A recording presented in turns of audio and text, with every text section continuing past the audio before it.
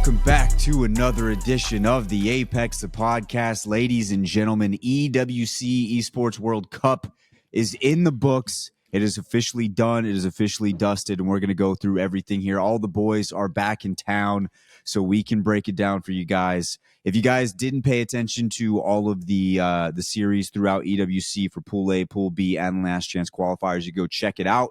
It is up there for you guys to go see, and we've got some great interviews here today. But, ladies and gentlemen, we got to lock in on EWC. Congratulations to VK Gaming for winning their first ever LAN as a team. It was a long time coming, and I don't think there's anybody more fitting to take away the VK Gaming praise than Dawn, who had called them back in Los Angeles saying, this team, I think they got a lot of potential. Dawn, how did it feel to see VK Gaming come away with their first victory, man? I mean, I was telling Wyatt before the podcast was about to start that this is probably the most excited I've been to be on a pod for a while, because just having this team, I've been keeping an eye on them since just after LA and going into Germany, and it's being like, I think this is a team that could grow and get a lot better. And we saw they got the top 10 in Germany, they get the top 10 in Japan. They come to this year too. They're holding on to the same roster. They're getting better and better. Obviously the open final wasn't exactly what they wanted, but even coming to this tournament, they go win their region. And, you can just tell the boys were frying. They were locked. And just to see them, the way they were able to play out this tournament and not only, win match point final, but be the team that had the most points at the same time. We kind of had some questions, obviously, about how everything went with Go Next to Champs and kind of the discourse that came out about that situation. It was just really cool to see that, like, VK was the best team on that day. And just, again, to be a team that, I've been watching for a while. It was almost just like watching like family win, bro. Like, I was so excited when they ended up winning. It was really cool to see. Also really cool for that region to gain some much needed respect for the way that they've definitely been playing for a little bit now. And it was such an awesome moment. I was really happy about it. Yeah, Jumbo, you were there at the arena. You were there in EWC. From your perspective, I mean, we can go through the entire tournament, I guess, how you felt like it was, but just from being inside the building when VK won it, how was everybody reacting to it down there in Saudi? Well, the cool thing is about Chinese fans in general, they always show up, no matter where the event's up. There's always a big group of I remember watching Birmingham and the DF fans that were there, and then LA. There's a bunch of fans there, and then Japan, obviously there's gonna be a lot of fans there. Mannheim, I wasn't there. And last EWC there wasn't many fans in general, but still, for the most part, fans always show up, and they had a big section. So when they won, they were popping off. They were going hard for their team. It was pretty cool to see. Yeah, it was beautiful. It was beautiful to watch. Now let's I guess we can get into the kind of just the big overlying storylines and different things from this entire tournament. But once again, congratulations to VK Gaming. It was a long time coming. They finally get the victory. And I will say too that their fans always show up in droves, ever since since the first lane I've gone to, all the way up to the most recent one I went to, which was Louisiana. Same thing. You always see their fans showing up all the time. Jerseys, everyone's in green, the flags, everyone's got signs, the flags, everything, bro. I didn't expect that in Saudi, but they were there. Mm-hmm. They were there. It was nice to have a win from this region as well, right? Dawn, I guess you could talk about this one a little bit too, getting that APAC South win. You've been saying for a long time that you believe that they're the second best region in Apex behind the Americas region, and it just needed to be solidified. And I feel like this win kind of solidified that for APAC South. Yeah, and obviously, we had saw APAC South take one before. When with Sharky and the boys, when they were still over with what was it? It was Reignite at the time, right? Yeah. So. Oh, but they didn't. Wait. Sorry. What are you saying? They won? Yeah, Reignite won a lane. Yeah, but previously. that was zero. That was Zero and Sharky. Yeah, Soul. I said Sharky and the boys. Oh, okay. Sorry, I thought you were saying those two guys had won. No. Yeah. So Zero, Sharky, and then that was when they had played with the sub, right? JMW. Yeah, with JMW. Thank you. But yeah. So really to see the region though, like I said, kind of get a lot more respect, a lot more discourse talked about them. Again, I definitely know I wasn't the only one talking about APAC South. Being, I think, what was the second best team. It's definitely, I think, was brewing for a while. But like you kind of mentioned, Wyatt, this kind of helped solidify, like, yeah, this really is, I think, right now the second best region, just based on overall, performance from this LAN, kind of the things leading up to the LAN. You get 3 of the top 5 teams, in the final, being from APAC South, and just all the talent that you're seeing come from the region. We obviously had seen, the players come over to the Americas, with Zero and Waltzy and Jen Burton and Empty and everybody else that's come over here. But like, really to see this talent that's been there, that's done that, the first Chinese team, to win a LAN, there's just a lot of really cool things about this in general. I mean, you're even seeing, a team from Thailand, with Rival Esports, I know they didn't get a top 5, but it's back-to-back finals for this roster if you go back to the Open. So it just really seems like it's not just really one team that's standing out, right? Like, it's a few teams that are really performing. You look at Gen G, you look at Wolf Esports. Gen G has kind of been brewing for a while, obviously, because I think with like Green Stego, they've definitely gotten better as time goes on. But yeah, with Wolf Esports, that's definitely, I think, another one I don't think people were really expecting to be in that top 5. So just an overall really an awesome performance for APAC South, and hopefully again, they're starting to kind of garner some more respect from everybody in the community. 100%. So once again, congratulations to VK Gaming. They were your winner. If we go through the top 3 here, we had VK Gaming with 96 points, ROC Esports with 87, and NIP Ninjas in Pajamas with 85. Boys, I guess I want to start with the most recent interview we had before EWC was Saucer from ROC Esports, and they absolutely popped off. Now, I was really hoping that they could have pulled out the W here just because we have the connection with Saucer. We've interviewed him a few times, so I wanted to see that happen. And they had their chances there for a few games. They just couldn't finish some of those things off. But what a performance from a team that you would have never, ever expected at the start of the season to get a second place at a LAN and EWC. Like, what did you guys see? I'll kick it off with you, Enoch. I don't think that if there was like a mid-season poll on like top 5s, like who would you have placing top 5 in this tournament, I don't think that there's a single person who is involved with Apex, including ROC themselves, who would have put themselves in the top 5. But dude, the amount of like improvement that they saw over this like pro league split, and then leading up, and like the way that they played in this tournament is like unbelievable, especially considering they picked up Saucer, like 2 months ago? I believe, something like that. It's just absurd. And to be able to come out and play in like the biggest tournament that they've had yet, and be able to put on such an incredible performance, like I think what we're witnessing, and I've said this before about teams, but I think that this is a team that as they get more time together as a team, and then as well as with their coach, I think that this is a team that very likely has the potential to submit themselves as like a permanent top 5 NA team for at least a year or two moving forward. Yeah, there's plenty of potential there with everything going on with ROC Esports. Jumbo, what did you see from ROC? I think that it's they're really confident in themselves. Like, to go from regional final winner, 3rd place in the group, and then 2nd overall, I'd argue they were the most consistent of the entire tournament. I don't think that's like even very difficult to like say. Like, what's it called? But I was talking to Vax before finals, is the day of LCQ, or like the last chance lobby, and I needed a hot take. And so like I was literally sitting next to him for like fucking 20 minutes and didn't realize I was sitting next to him. All of a sudden I'm like, oh shit, like when did you get here? And so we're like just chatting. I was like, yo, I gotta go on desk today. I need a hot take, like help me out. And so he was like trying to help me brainstorm, and like he goes, I didn't use this one, but it was interesting. I did like his take. It's just like it was gonna be hard because I needed to debate it with Jay. And like we wanted something that would be easy for the viewers to understand and something we could articulate well. But he basically was saying that like there's a lot of M&K players out there right now that are heavily undervalued for what they bring to the table. And his explanation basically was like he like himself, like at the beginning of this year, that like he like had a hard time finding a team, and that teams were more willing to pick up all the young like roller fraggers that are new to the scene, like they'd pick them up any day over himself. Like he couldn't find a team whatsoever. And that like now, like they had just finished like third in their group. They had won regional finals.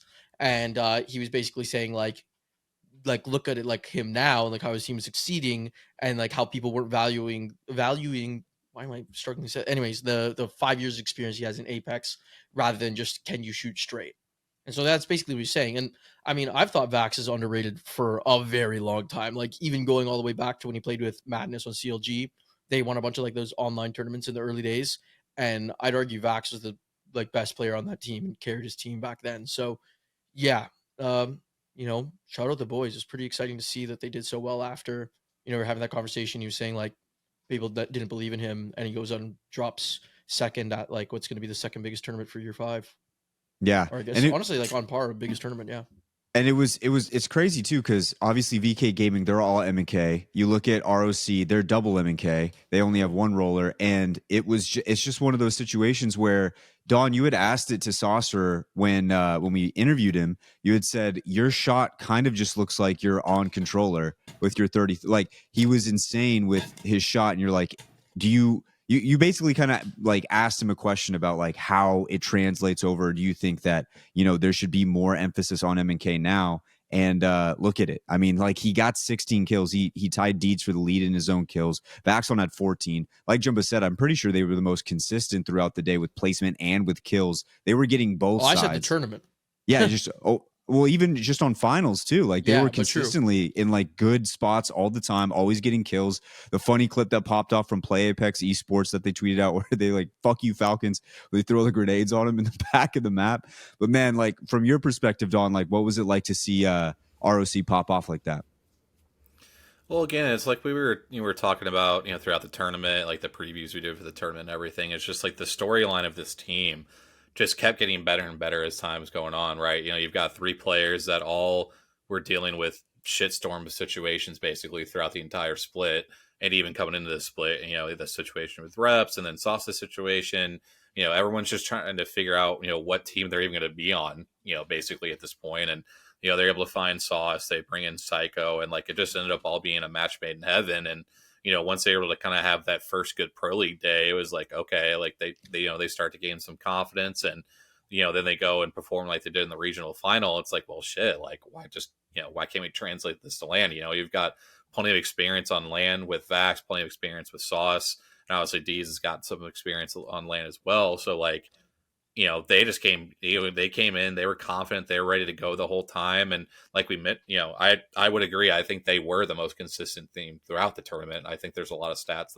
that back it up outside of just the placement. But you mentioned it a lot, Wyatt, confidence was going to be the key for Sauce and this team as a whole.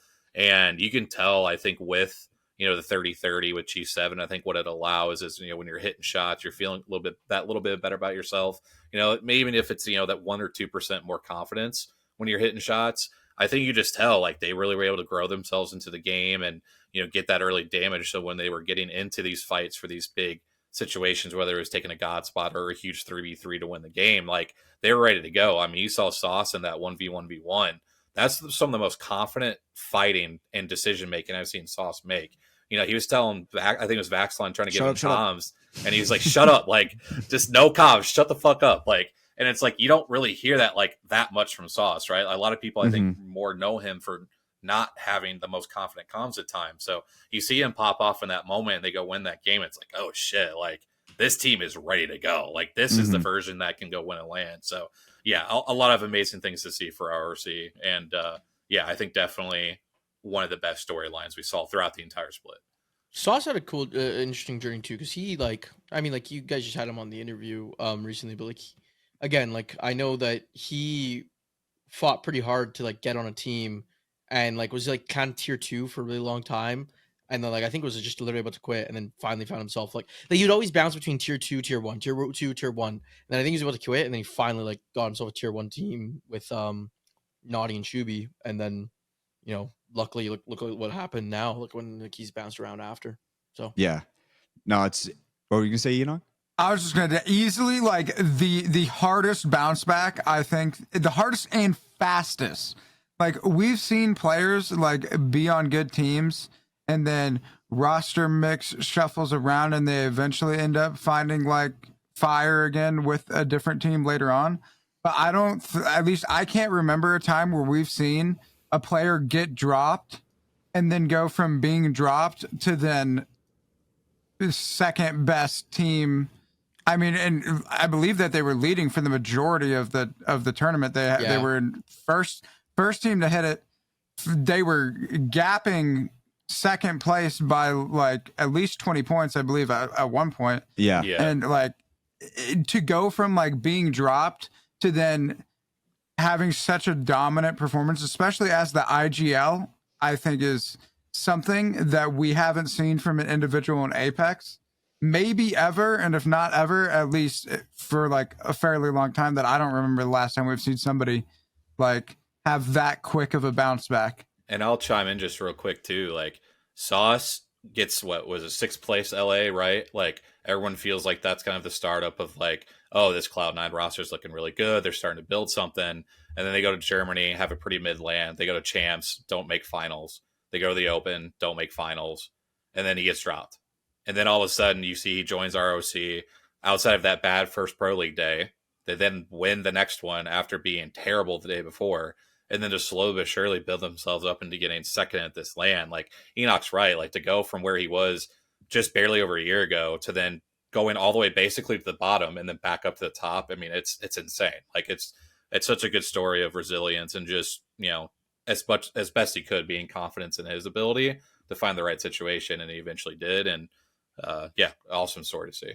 Mind you, I would actually even shout out, like we're saying this, Vayne is on a crazy run too right now.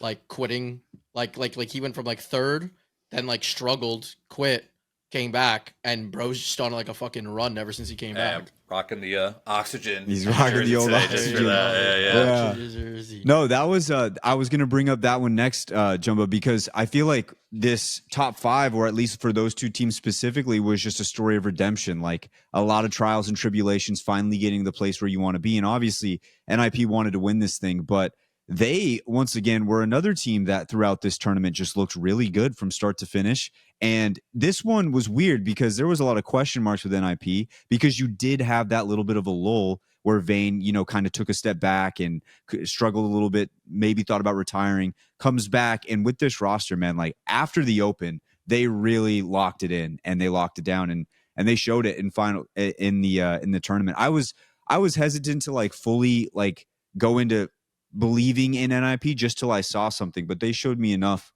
in this tournament to make me believe and make me a big fan of them moving forward, because it was awesome to see. They still have a little bit of that, like, you know, they'll have like one of those weird random games where they're down in the doldrums, but them and ROC were both getting the craziest rotates I've ever seen and getting into spots that I don't understand how they were able to get into in some of them. But I guess to talk about NIP a little bit, I mean, bringing Kurev in, man, absolutely insane what he's done since he's joined that squad. Yeah, absolutely. I mean, like we were talking about like players being on MNK and like still just popping off. Like that's another team, like where it's.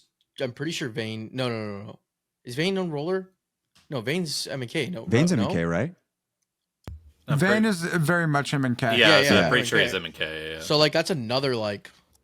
This Double this whole tournament was, because actually if we think about it, there's no way Wolves Esports was like all rollers. Like I feel like typically APAC teams are MNK, and same with Gen G. We just had like an MNK dominant like final. I'll have to like look up into those other teams, but yeah, the curve was like they all played insane. Like someone it was Vicky and Jamerson, and they looked at me like right before final started, and they're like, "Who's the fragger on NIP?" I was like, "Well." I'm like, technically Mclovin, I guess, because he's like their roller player. I'm like, but Kurev's gonna like shit out damn, and like I think Kurev, I can't remember the stats, but Kurev was like pretty close in Pro League. Like he didn't play with them the whole time, but he's pretty close in Pro League and kills as them. Like, so I'm like, I wouldn't really say like they have like distinct fragger. It's like you talk to a lot of pros, like if you ask them ever like, oh, what's the roles in your team? Like we don't have those roles. They have like, yeah, some characters, some players are going to play more support roles. Like if you look at like Falcons, like Waltzy's always on the support roles. Does that mean Waltzy can't frag out? No, he led lands in like kills before, right? It's just Hal is like that guy, so like that's what they have him do. But there's really no set fragger for some teams, and that's what I felt with NIP.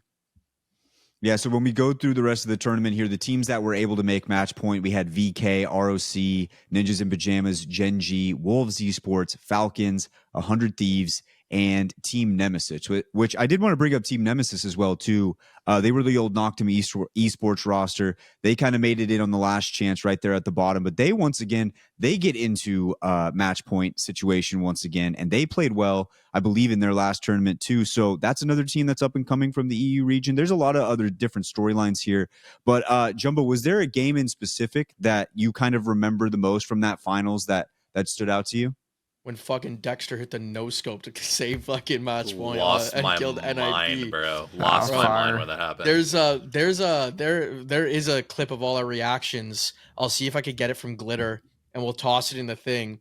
But like we were watching, and she was filming for like Lenovo and stuff like that, and I think she wanted to get our match point like win reaction, and then we're just like all sitting, and I think I like glance at the map, which was a bad idea because our map was a little bit like a second or two ahead. But I like glance at the map, and all I hear out of the corner of my eye, like I just hear everyone go, "Oh fuck!" Oh, and, like look to the right, and like he just hits this no scope, and we're like all going insane after because like we're like, "Oh, NIP won!" Like the entire time we're sitting there just going, "Oh my god, they win it!" And then like we see Falcons rotate behind them, we're like, "Falcons win it!" And like their Falcons just kill them, and then fucking Dexter there's Kraber's fucking 0. Which or maybe it was Hal, which disallows Hal to push when they had freaking ballistic ult, so they get stuck on the thing and they get in a bad position. They're like, okay, so NIP just like fucking free win because no way Wolves is gonna win from the bottom. And then Dexter comes in with his no scope and just ruins their dreams. It was sad. Absolutely insane game. If I had to pick one, it would have to be the final game because the final game was crazy too, dude. But I feel like I was blacking out in the final game. Like honestly, dude, I saw those clips of fucking QQ and everything like that. And I was like, when did that happen? I don't remember that. I was blacking out in the final game. I will never be able to prove this, obviously, because we can't go back in time. But I have a feeling, and me and Don talked about this a little bit. If Wolves doesn't get the revive off, I think Sentinel sends it into game 11. Sentinels win. No, so like I talked to Vicky about it after. One. Yeah, whatever. Yeah, game 10. I talked to Vicky after, and because like again, like I was blacking out, and I was like, "How did Sentinels die?" I'm like, also too.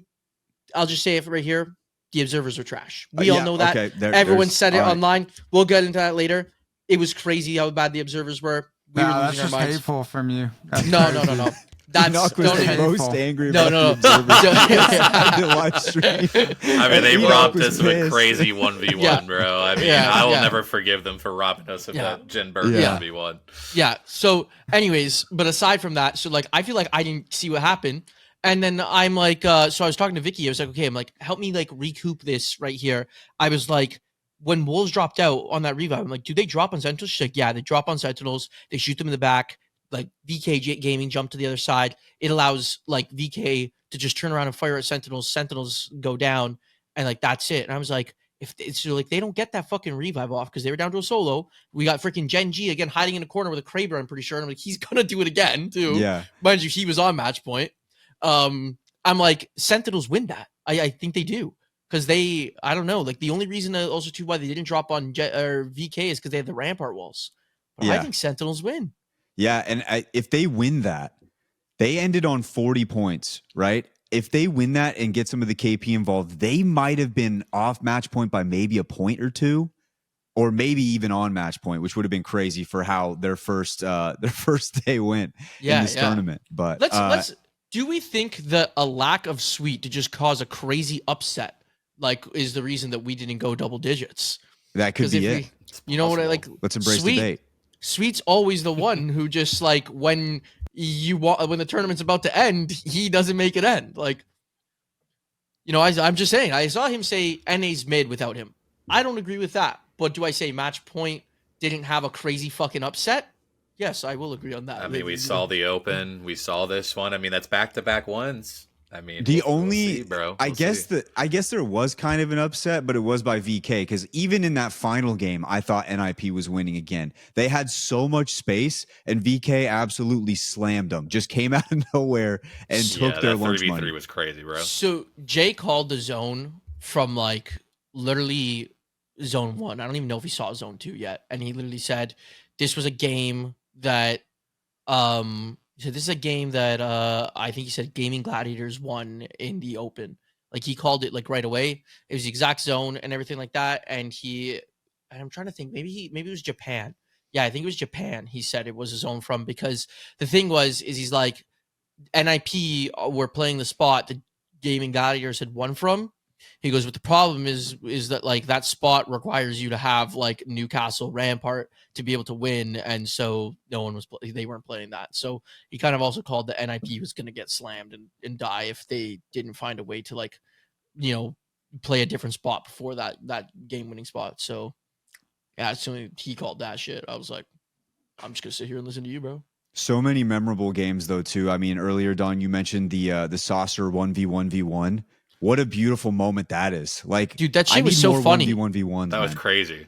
The 1v1 was funny, but like the whole like way that it unfolded, where it's like we were looking at, I think it was Rock, and we're like, well, how are they gonna get up from the low ground? And we're like, okay, they got altar, they alter queue up, and then they push the team off height, and that team drops down, and then they alter queue up behind, and then the other team comes, wraps around, and alter queues up behind, and they're like fucking playing Ring Around the Rosie, alter queuing up behind each other. And then I don't know how, like, Gen G was the team of like just me being like, but how did that happen? Because like 2 went down, and where everyone's like, it's a solo. We're like, wait a minute, that guy's alive again. When did that happen? Yeah. We're like, when did that happen? And then like he's still fighting, and then like fucking Saucer wraps around again, and then he wins the fight. Yeah, there was like a legit time where it felt like all 3 of the teams involved are like, oh, they're gonna win. Nope, wait, they're gonna win, and it just they just kept so rapping, watch. And it was just like, how is this like? Why is also no one just watching the back? Yeah. Shit, honestly. I'd like to congratulate Fnatic for getting top 10. I'd like to congratulate the boys. That was a good job from them. They really played hard from start to finish in this tournament, and I threatened to leave the podcast if they got 20th. And can't confirm. When I pick a team, typically they tend to do pretty well. So for them to get top 10 means the world to me. So I can continue this hot streak going. Why did you say? Was there something like you wanted Fnatic to lose? Did something like that happen? No, I just I told Donnie on this show, I was like, I think I got Fnatic. Now I will say this, huh? But why? Like, after what you did to Shopify, why did you even put out a prediction? Well, you have to put out a prediction. I can't just not put out a prediction. I can't just not do it. Yes, you know, we've been predicting every LAN since the start of the show. I have to, and even though I felt bad when I said it, I was like, I gotta pick somebody. I was looking at the table. I was like, they stand out to me. He looked at that table for like 2 or 3 minutes. You could tell it was on his mind, but he's about to tell you though. There was somebody else he was about to do. And he's just hateful at this point. To be honest, okay, tell me it was VK. And tell Donnie me it was was VK. there to witness this. Tell me it was VK. After we ended the pod, I was like, Donnie, there was a team I wanted to say so bad, but I didn't want to chalk their chances. And he goes, who was it? And I go, NIP. So in my real head, I had NIP, and they did get third, but I couldn't vocalize it. I couldn't say it out loud. I had to keep it locked away. Why did you feel like that? if you're the Oracle, why did you feel that way? Why? Hey, baby steps, man. Baby steps. The team we picked got 10th, all right? We're working our way up the leaderboard. It'll come its way eventually. When I saw where did you take that picture, Wyatt, with you with the mic and the gaming chair? Where is that from? It was a grab my banner picture. Back in the early days of GMB, I got like a nice camera, and one of the girls was there while we were recording a show, and I was like, just take some action shots of us just recording this podcast. And she got that picture of me. I found it, and then I could see the writing on the walls with Shopify pretty early. So as we're doing the watch party and last chance, Donnie's like watch partying. I'm in there. I muted up and I just started making this graphic because I knew they were fucked. Like, first of all, they were not playing well. Second of all, I picked them to win the whole tournament, so they probably weren't going anywhere. And so when I made the tweet, it was just me in the background just making it while Donnie was entertaining the watch party. I was working hard over here. Watch on his fucking Twitter. When I saw that and it just says Shopify is winning it all. He's the kiss of death. I I was in It's such a bed good just tweet, like bro. It was so good. laughing. Yeah, it would have been 1 a.m. for me, and I was just fucking cackling. The It was amount of way tweets too I was good. getting, and it was for every team I've ever said anything positive about. When Virtus Pro was doing bad, I was getting tweets. When Sentinels was doing bad, I was getting tweets. When Fnatic was doing bad, tweets. And when Shopify was doing bad, tweets. I was getting tweets all the time. But I'm gonna have predictions. I got to keep doing them, and I apologize to the team I pick, but I just got to do it. I got to do it. And I'm not going to pull this anymore in the future. I should have said NIP. I held back.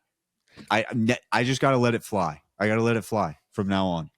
True So story what you're too. saying is you hate NIP. No, I like them People a lot. are The not problem gonna come on the is pod. I don't know if I'll be able to hold the curse back. But maybe they're just good enough to beat it, Bro, right? they got Look, top 10. you talk Let's to try Rock, to look bro. at this positively. You talk to We're Rock. working our You way talk up to the leaderboard. talk to all Sauce. right? You talk to Sauce. You talk to Sauce. I did talk to Sauce. Sauce. Now, boys, I feel like it wouldn't be a full analysis breakdown of the finals if we didn't talk about the two juggernauts in the lobby, Falcons and Alliance.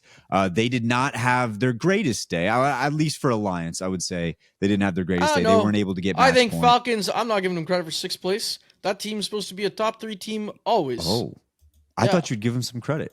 No, not one fucking bit. Not after those guys railed me for a fucking week about how they're the geniuses, smartest players in the world, and because I called them like they had an easy game that they won. So like no, when they get 6, I think that their standards are 1st or 2nd. Like God, these Hal fans are about to absolutely blow up the comments. No, Well, we can't win with Falcons. No. If we talk about them too much, they say we're blazing. Listen. I will say Hal was the only one who wasn't a diva out there. Like that guy was fine. But like, Yeah, no, Hal even had a moment before the tournament started, like on finals day, not the tournament. On finals day, there's like a camera shot. He's just hugging Waltzy, just like, he's just being like a good teammate. And I was like, dude, this Hal like would not be in this position 3 years ago, bro. This Hal was yelling at everybody. He was. No, he was I think he's throwing it all always out been there. like that. I'm not saying he's a bad guy by any means. No, but I'm remember saying in our last interview, he had said he's like really working on understanding that there's a person on the other side of that, and I think it's really starting to show through. But I feel like before the tournaments, he would have always done that because he always gassed up his teammates. He always said Evan was the best fragger in the world. Like he always said that shit. I think just in the moment, because guess what? He gave Waltzy that hug, and I even cracked a joke. I go, yeah, it looks very cute, but we don't know what he's saying. He's saying, hey, you better fucking, you better be fucking play the best you are today, or like, because you're gonna fucking hear it the entire day. Like he's, You'll win this thing. You're out of here. No, buddy. listen, I'll put it this way. Like with Falcons, right? Is like it's simple as this. It's like I'm not saying that I think they played bad. Like I think that like they played decent, but like in a match point final, the standard for that team is to win or get most points. So if they don't, like, because they're that good. A lot of those guys, and I hope all of you are fucking listening to this. I'll say this right now, because a lot of those guys think that you're saying that Alliance is the best team of all time right now. And you know what? I do think that Alliance is up there, but I think that it's literally Alliance and Falcons, and then everyone else is like a gap below. So, like, yes, when you're coming in 6th place, when I think that you are like a top 2 team in the world, and still to this day, I think that they are the top 2 teams in the world, the best 2 at this moment, and you're not getting fucking 1st or 2nd, and you're like getting dominated by all these other teams. No, I think that that's like, it's not the finals that you should be proud of. Yeah, you should but that's always going to happen when you got 2 guys that have won 5 lands on the team. Like, that's just what's going to happen. Like, unfortunately, like your standard is to win or come 2nd. And if not, I'm sure even them, they'd say, yeah, that was like a failure of a LAN. Yeah, and then as far as Alliance goes, I saw some tweets coming out from the team talking about where they feel like things went wrong. They did play a lot of edge in this tournament, and I felt like the zones they were getting were just so shit. Like there was a lot of tough zones for them to play, and they just really couldn't get in the areas that they wanted to get to. But I mean, I'm just going to say it one more time, 0 privacy. If you're listening, I think you guys are the best team in the world. They'll know if they're listening. Yeah. I think you're one of the best. I'm not saying the best. I'm one of the best. No, Sorry, yeah. go ahead. They have a standard. They want to reach that standard. But yeah, so that was Falcons. I still thought too, I guess before we get to Alliance here, I said on the broadcast too, when we were watching Falcons, when Falcons started off, because I don't think they started off the way they really wanted to with the 17th and the 19th, but when they started to come back and when they hit match point, I was like, you have to be shitting your pants if you're any of the teams in front of them who got match point before them, because now you're like, oh my God. Like they started off bad. We got a good head start and we still let them get to the match point and didn't close this thing out. And they had opportunities to do so. We talk about a few of those games. Like ROC also had a few that I really thought they should have won in that situation where they were on match point too. So yeah, Falcons, they strike the fear into you, because when they do reach that match point, all it takes is just one chance and they're going to get it done. But I actually thought they would win once they hit match point. Once they hit match point, I was like, dude, this is wrapping up exactly. Sure enough, game 7, they probably should have won. Mm-hmm. Like realistically, like they had a very, very good rotate to put themselves behind NIP, and I'd love to listen to their comments clearly, but I'm sure that like they were very aware. They just had to fight and win the fight against NIP inside like the little snake building. And if they do, they win the tournament. It was literally unfortunate that they pop ballistical and then Gen G had a Kraber and Kraber Hal.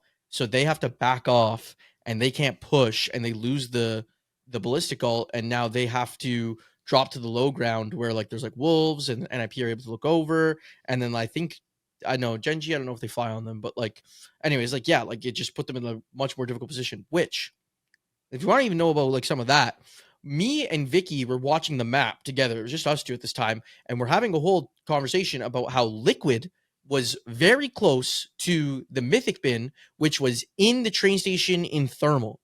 And we go, okay, so Liquid should freaking go get the bin and then use that to fight Gen G, who are on like that little overpass just above the tunnel that goes out into like you go through the tunnel or you could go through the choke. They're on the other side of the mountain, and we're like they would be able to fight through Gen G with the gear from the Mythic bin and then take like that choke point, right?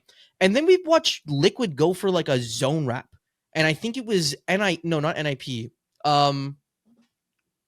I don't remember who was on the other side, but we're like they're just gonna run into them, die. Na'Vi. We're just gonna run into Na'Vi and die. And they literally come out of the zone and Na'Vi just shreds them. And we're like, okay, no one's going to get this Mythic bin now. But then we're looking and Gen G gets the Mythic bin for free. And then that Kraber was the deciding factor of that game that stopped Falcons and NIP from winning the game there. I think Falcons win if they don't have that Kraber. You don't think NIP takes it? Like you think NIP loses that 3v3? Falcons would have been geared up more coming from where they were coming from. NIP were in the building. Like I'm not saying I'm not saying that they wouldn't have won the fight. They had the like caustic, obviously, right? Yeah, they had caustic, so like there was that they were able to defend the building and everything. But I think that Falcons would have had a few legs up in like positional advantage and everything like that to win the fight. There obviously is like Falcons, if they're on the outside of the building, could have got shot in the back, but I think they were even doing pretty big damage to NIP that they found openings. I think Falcons win the 3v3 just because of like where they're positioned, their gear, and everything like that. Well, I think it was like obviously you don't know exactly. It was like purple and red shields versus all blue, right? Because I think I didn't even know they. I think at least one or two members were on blue for NIP. So. NIP would have been blue. I didn't know if like Falcons had a red, but like just from that position, I think Falcons win. I guess I'll put it this way: whoever wins that 3v3 is winning the tournament. If that Kraber's not on that game, yeah, 100%. So getting over to Alliance here, moving away from Falcons, like I said, they talked about how it was just a bad day to play Edge. They were playing Edge most of the finals, if not all of it, and they were just getting some really bad zones. It was tough on some of those to try and get into the areas that they wanted to get into. It just wasn't their day. They still had a very good tournament overall, I would say, just from some of the points that they were able to amass in their pool play, and just like how impressive that was, and some of the moments that came out of that, absolutely insane. So overall, you could say that it was okay for Alliance, but they definitely wanted to at least get match point, and they just didn't get it on this one. Don, did you see anything else from Alliance that was kind of holding them back? I also think a factor that I'm not sure if too many people will talk about, but I did want to bring up just to get your guys' thoughts is, they were on 21 points after 3 games, which is definitely not a bad spot by any means. It's a decent pace, to start with. But then they get over to Storm Point, which they're one of the better performing teams on Storm Point. They typically get Trident and Northpad to themselves. And, they run into VP. And I just feel like we've seen now a couple times where Alliance, they obviously want to, continue to kind of establish that area as their part of the map, whether they play regionally or internationally. We just look at it, you get into that game 4, yeah, they get the 3 kills in the VP, but then they get third and they die right away.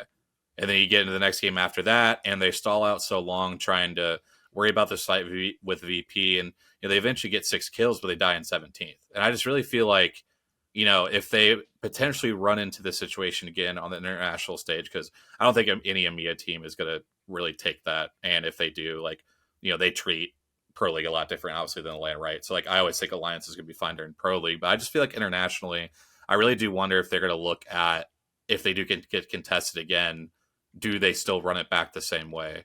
Because we've seen it now when Fnatic was there before. Both of those teams went down in losers bracket. We see now with this, and I'm not obviously going to say that's the only factor, because obviously there's so much that goes on during these games. But I really do wonder if they're going to take a look at that in the future, if they do get contested like that with the Northpad Trident, if they do decide to play it differently. I'll be honest, my guess is no, because they've had a couple times now where they've run into this. But I am very curious, just to kind of be the devil's advocate of this situation, if they maybe play this differently, if they decide to maybe rotate a little bit quicker, what does that ultimately look like, with that thing? Because I really do feel that really slowed their pace in this lobby down, to the point that when he got to game 6 and they still weren't on a match point, it was going to take a lot for them to climb their way up the leaderboard when so many other teams are already getting the match point. So I'm curious if they feel like that's a factor, because at least for me, I definitely think that had a pretty big effect on their day.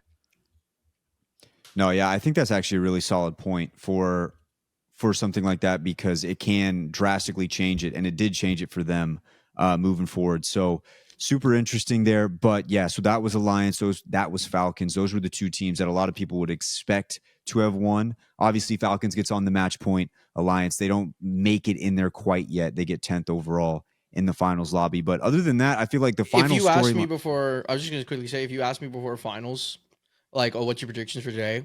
I would have said to anyone, if Falcons and Alliance don't run away with this, we might get a lot of games. But my big thing was I thought Falcons and Alliance were going to run away with it. Agreed. And honestly, I think just both teams you're always going to just have a bad day. It happens.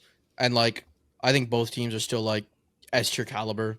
Oh yeah. I mean, we got 6 months before our next LAN, but if we had our next LAN in 2-3 months, so long. That's so long, dude. So we'll see what happens in 6 months time. But if we had a LAN in 2-3 months and I had to make a tier list, I still was probably putting them as the top 2 teams. 6 fucking months, man. I gotta say too, because I think it's a topic that's definitely gonna come up as we enter the roster mania period. And I think it'd be good something for us to debate real quick. Is do we see Falcons make a change? Because I know that's a question that a lot of people are going to bring up. Again, I have an opinion on it, but I'm curious what you guys think with that situation. I don't know. Yeah, I don't know. I going into the tournament, I would have told you yes, but after the tournament, for some reason, I was feeling no. I don't know. I lean yes, but I wouldn't be surprised if everything stayed put, which I feel like is such a pussy answer. But okay, I don't know. It's just let me try and give you some of my thoughts, because I've thought of this a bunch. Zero says all he wants to do is he wanted to play with Zainu and Koi, right? Now, I don't even know if Zainu and Koi want to play with Zero, right? I've heard rumors and inklings that in the past, Zero, actually not even, I've heard Zero say it literally on stream, when he was watching my video way in the past about Koi, that he tried to get Koi, and Koi, I think, didn't want to play with Zero, right? So I don't know if in that time something would have changed. This is back when he was on X set. So I don't know if anything in that time would have changed. He also had a run with Zainu, and they're not playing together either. So I don't even know if those guys want to play with him. But even if they did, after this tournament, does Zero want to play with Zainu and Koi? I don't know, right? They just had a not so great tournament and everything like that. So there's that. And then if Zero left and wanted to go find other people, if it's not Zainu and Koi, how are you getting very much better than Hal and Waltzy? And the screaming, is the big thing, the arguing that happens. But Zero's not going to change no matter where he goes. And anyone he goes is probably going to have problems dealing with that. I think Hal probably is one of the best people to put up with that. So you're not going to find, I think, any better, right? Because Hal did it himself. Waltzy's the only person who I think maybe might not really be fond of it. We saw what happened right before the tournament. So maybe Waltzy leaves and they find a third. That's maybe the only likely thing. I'll tell you, Hal's keeping Falcons. I'd assume. I don't know. Like I don't have anything that's told me. I would just assume that's his Yeah. like the spot. I thought if there would be a change, it would stay Zero Hal, and then the only player they would swap out would be Waltzy. That was what I was assuming. What do you go grab? Zero wanted to play with Waltzy for so long. Like before he picked up Zainu, he was trying to get Waltzy. And Waltzy didn't come over. And that maybe like it seems like the grass is greener once like you play with him. Like maybe it's like, okay, this wasn't what we thought it would be. I guess like the energy might be splitting, so maybe they grab someone like Sykes who's already played with Zero, knows how to like handle him as well. I don't know. So maybe I guess like you could be right there. That was the only way I thought of it. I didn't even know that he had said that he wanted to play with Zainu and Koi. So I didn't know that that was a possibility as well. So yeah, I mean, I guess if I had to make a prediction, so this is not going to happen. I just figured Waltzy would go back on his own, and then they would bring somebody else in. That's what I thought, and it would stay Hal and Zero. Yeah, I mean, I think that the only certainty, like Jumba mentioned, is like I do think Hal is going to be obviously on Falcons. Like, there's just too much, stuff outside of Apex, even that I don't really see that relationship breaking up. But I really think the trigger point for this roster mania is going to be as if SR does drop empty. I think that is where we'll see a lot of pieces move. We've obviously already seen, Madness is leaving Furia. We're going to see it sounds like Noct and Keon are going to stay together from what at least I've seen right now. And then we've obviously seen Talmadge is looking for a team right now as a coach. So that's another good one though. So if SR drops MT, who do you go get? Right. Who's an IGL that has more success? And the biggest factor with all this too, that we got to keep in mind is not only the gelling of the rosters, but champs points are now kept by individuals. So instead of, hey, I'm only going to look for the best player, it's like, well, if you're Falcons, you basically have a number one seed essentially locked right now for champs. Are you really going to throw that, away? Because we know how much they want to be number one at everything, right? We've mentioned that multiple times. So like, do they look at it and say, hey, our number one seed is more important, let's just run it for champs?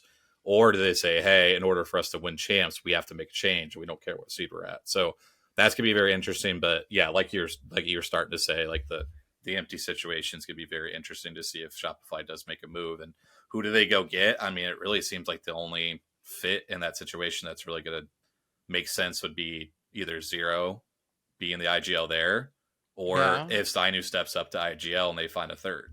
Yeah, that's right. You don't think Madness joins up to form the shortest roster of bro, shortest roster. Zainu's tall. What the fuck are you talking about? Zainu's tall. That is okay, but God. That's too funny. On average, I wasn't prepared for that. You need like Wyatt in there. If that's damn. I just said I'd coach. Why? Yeah, why? How much champs points you got, bro? Not a whole lot right now. The champs points thing is actually going to be. It's such a big difference maker because all of the teams that are like LF1ing, they basically can only be looking at players who have a substantial amount of champs points. Because nobody is going to be in a position where, okay, we're looking like we're basically set to qual for champs, and then pick up a player who has substantially less champs points, and then put them in a spot where they may or may not make it just because they want to play with somebody. Yeah. So all of these teams have a much limited player pool to choose from than what might appear to be to the average person. They basically have to recycle whoever's got a lot of points. The only team that has like the luxury of doing whatever they want is NRG if Sykes and Guild stay together and they put Timmy on a sub because like it will take sub points. So Timmy's got here 1,040 points, and they can go like get someone who like doesn't have a lot of points but they think is a good IGL and slot him in there. And like they'll keep Timmy's points. Yeah, because for those who don't know, it's not the 3 active players necessarily. It's of the 3 players plus their sub, whoever has the most points, like the top 3 earning point. So again, if Timmy goes to the sub role, they can basically bring anybody they want. The points that are going to count for energy spot are going to be Sykes, Guild, and Timmy, even if Timmy's not playing, as long as he's listed as a sub on the roster. Unless so that's what Jumbo was getting at. You think Guild plays with Sykes and Empty? Sorry, sorry. You think Empty goes to play with the Sykes and Guild? That could be interesting. That was something that I had thrown out. I was very curious to see if that is the direction that he decides to go, because I think that would be a decent fit there. But it's gonna be a weird. All those guys are on my flight. They were. I mean, why didn't you just get the info there then? I mean, come on, John. I was on 1 hour of sleep. I was like, Dawn was right behind me. I could have been like, so Dawn, what's going on? I wasn't there.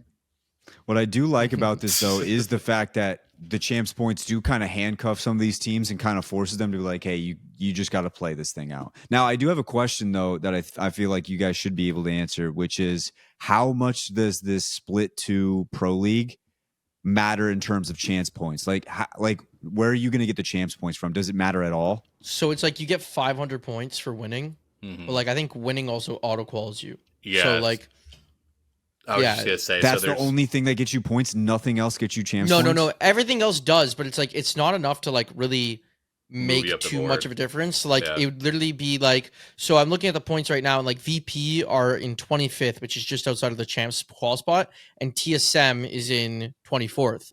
So like I guess like there could be like small little jumps right there if like TSM does bad, VP does good. Like there could be something like that. But for example, I'm sorry to put him on blast, but like our boy Burke with Fusion, who was in both lands and like Pro League, but they didn't like have the highest placements at all.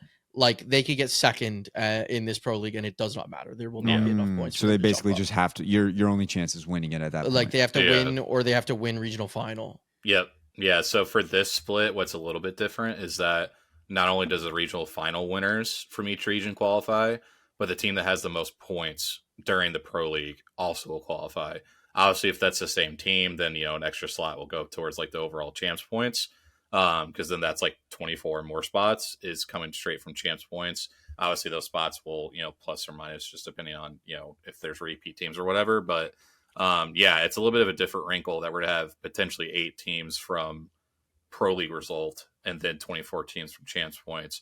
Because you got to keep in mind, there's the LCQ is still a thing. So there's going to be 8 teams coming from LCQ, 2 from each region. So there's a lot of factors. But like we mentioned, like, we're going to be really looking at more of like spots 23 through 32 versus like anything like higher than that, just because of, again, the maximum you can get is 500, where, 500 is how many points on a LAN? Like that's like 10th, 11th, 12th. Like it's, you get a pretty decent amount of champs points from, where you finish at LAN versus in Pro League. Like, Tempo tweeted it out that like teams with under 850 points need to win split 2 to like qualify.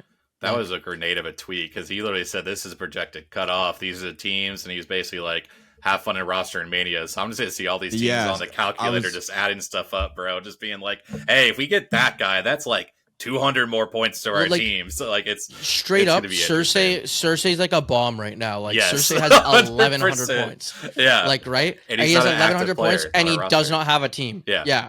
So like.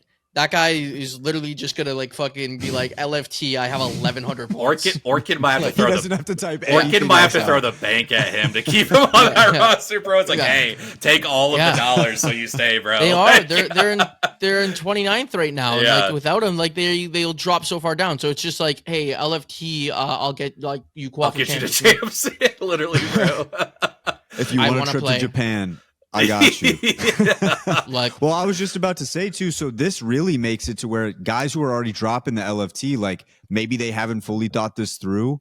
Obviously you can't control some of the decision making. Like I think Madness said it wasn't his decision, so that's like not you. But like in this process, like it's going to be really hard, because if you can't find a team that has enough points realistically, and if you're not at that cutoff point, if you join a team below that cutoff point, you're basically having to just Hail Mary this thing. At a certain point, you just say, let me just try and get this thing through last chance qualifier?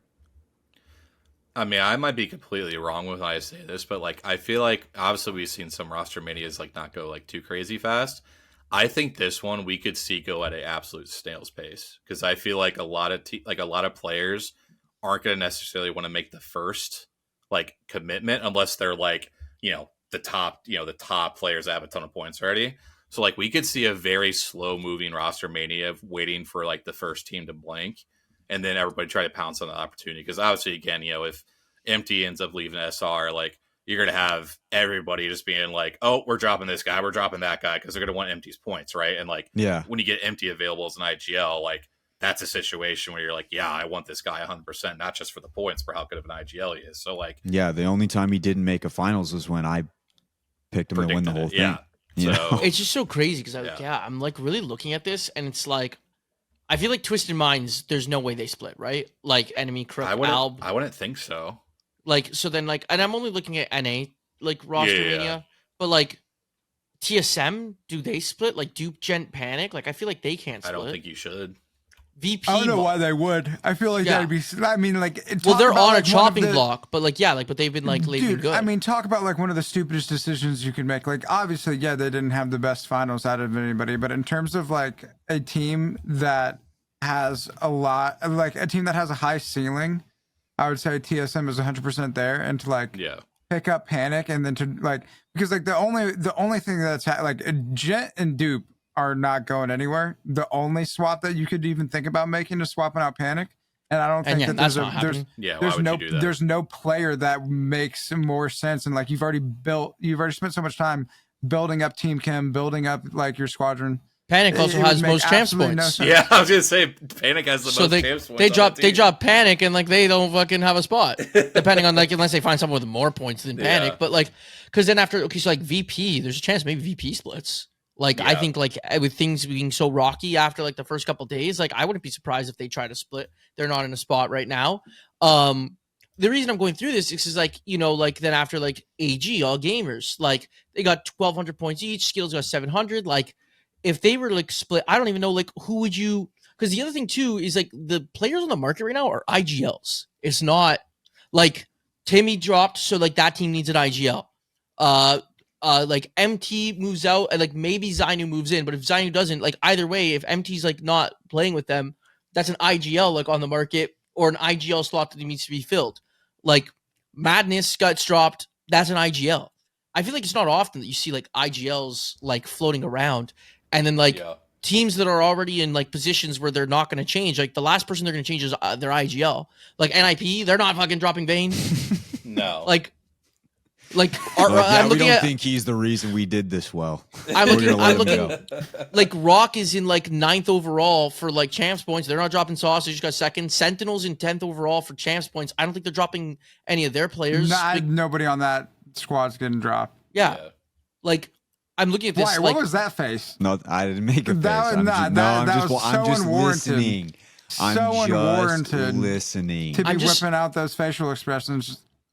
I'm just going through here, and then like if VP, for example, if VP drops someone, they're not looking for an IGL. Like it's not going to be Zach. Yeah. It's not like Slayer and Lou are going to pick up Madness and Zach gets dropped. I guess what could really make things go crazy is if Falcons and Hal decides, or like Zero, Hal, whatever, they decide to split, because now you have two IGLs who have so many champs points that it really doesn't matter who they want to pick up. They could really pick up whoever they wanted, and then that could cause a shit ton of movement in the ecosystem if that were to happen. Well, they can't pick up two players. I think you still need two players to be the same on every roster to keep your champ spot. Could they? Keep your pro league spot. To keep your pro league spot. Coach does not count. Does sub count? Oh, so it's two players. They changed that rule this split that you can't. Coach and I don't think sub. Yeah, that rule doesn't apply anymore.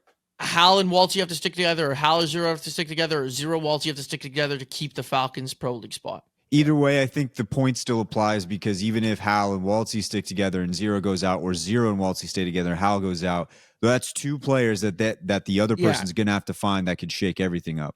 My point is Zero can't go grab like Jen Burton and then like Sykes and rebuild DZ from last year. Like he can't do that, for example. Yeah. Like I don't know. There's going to be a lot of shuffling if that were to be the case. Like I said, the bombshell is going to be is if Falcons decides to make a change and or Empty leaving Shopify. Like I think that's when we see those happen is when I think we'll see everything else happen. Because like obviously the Timmy retirement, that was already something that was going to happen regardless. So that really wasn't going to have an effect on anything.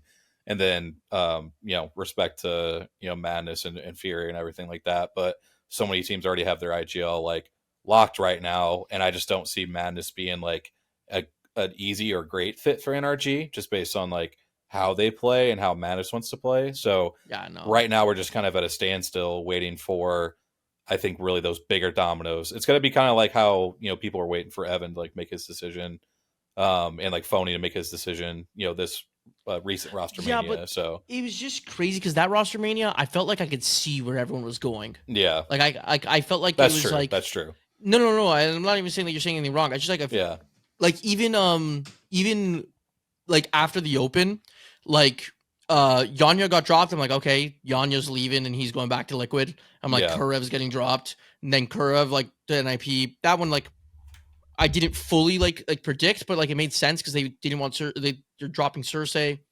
Like Kurev's like a ton of PL experience. Like it made sense. Like I don't know. I felt like I was able to map it out. Whereas this one, I'm just like, I got no fucking clue.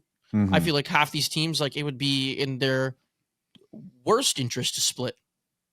Yeah, it probably would be, and it would make it much more difficult to get in. And we could actually, theoretically, if things go a specific way, we could see a lot of really good players in the LCQ trying to get into and make champs. So it'll be interesting for sure. But boys, before we move on, I guess the final thing is anything else to wrap up this this EWC. I gotta say, 2 EWCs we've had in Apex Legends so far, and both of them absolutely banged, at least from watching at home, in my opinion. Like both of them, I still think my favorite one that I've watched at home was the first EWC, and this one was a real close second. I had a ton of fun watching both of those.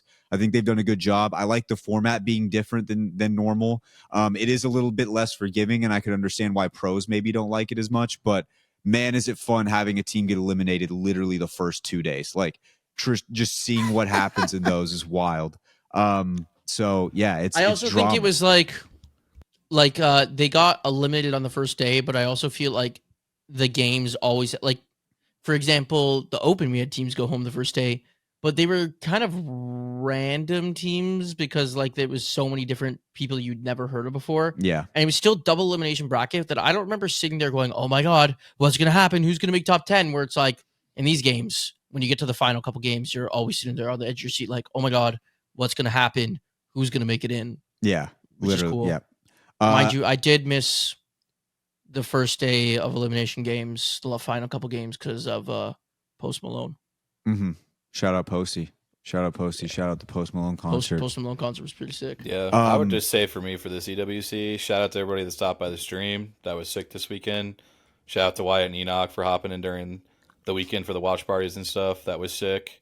Sorry, apparently, to some people that Wyatt and I aren't the perfect broadcasting duo, but we had a great fucking time regardless. I was drinking White Claws and I had ate 25 pizza rolls. 25. My body was attacking itself. Literally, my cells were on fire. They thought I was dying. Okay, so I apologize. So maybe I apologize. Maybe outside of that, but no, I had a great time. The support was sick. I appreciate everybody from Apex Pod fan base to the GMB fan base to everybody in between. It was a really fun weekend. So appreciate all that. The only other thing I had left was the those observers. They really they tried, and sometimes when you try, bro, sometimes you suck. Did you guys hear the casters? You guys hear the casters? A couple times, yeah. They'd be like, and Liquid's fighting in the kill feed. This would be a great one to watch right now. And as we see them go down, we'll keep our tabs on that and see if we can wrap back later to watch how that went down. And then we got Phony. At these 5 teams sitting in zone with So there was so many. We got a crazy fight right now, and we got a crazy fight right now. Oh my God, let's go down and let's watch a replay of Phony what's it called? Kill farming off of fucking VKG inside this RV right now. Those I will say those 9 knocks were like hilarious because like I started counting them out. I'm like, bro, they're at like 9 or 10. Like that's we're all sitting there like we're like, why are we still watching Phony just like damage farm? Every single tournament, there's fights that we see in the kill feed. There's like every single time, and we have really good observers. I feel like for the most part, there's always going to be a fight you miss and something you go back and watch. You're like, man, I wish you could have seen that. The problem with this one was that the observers would be on the fight already, and then they would still move off of it. That was the part that blew my mind. Like those were the ones. The third person shots. It would just be it would just be like an action shot, and I was like, dude, if this was a National Geographic's Earth documentary that was being played on Netflix or some shit, like that would be fantastic. But we're trying to watch people fight. I'm trying to watch people throw down. And there was one where it was like TSM versus somebody, and it was like a 1v2 or 1v1. And somebody's trying to escape. I think it was TSM. I think Panic was trying to run his life away and just trying to survive for TSM. They're watching him, and then it just cuts. Just action shot. And I was just like, bro.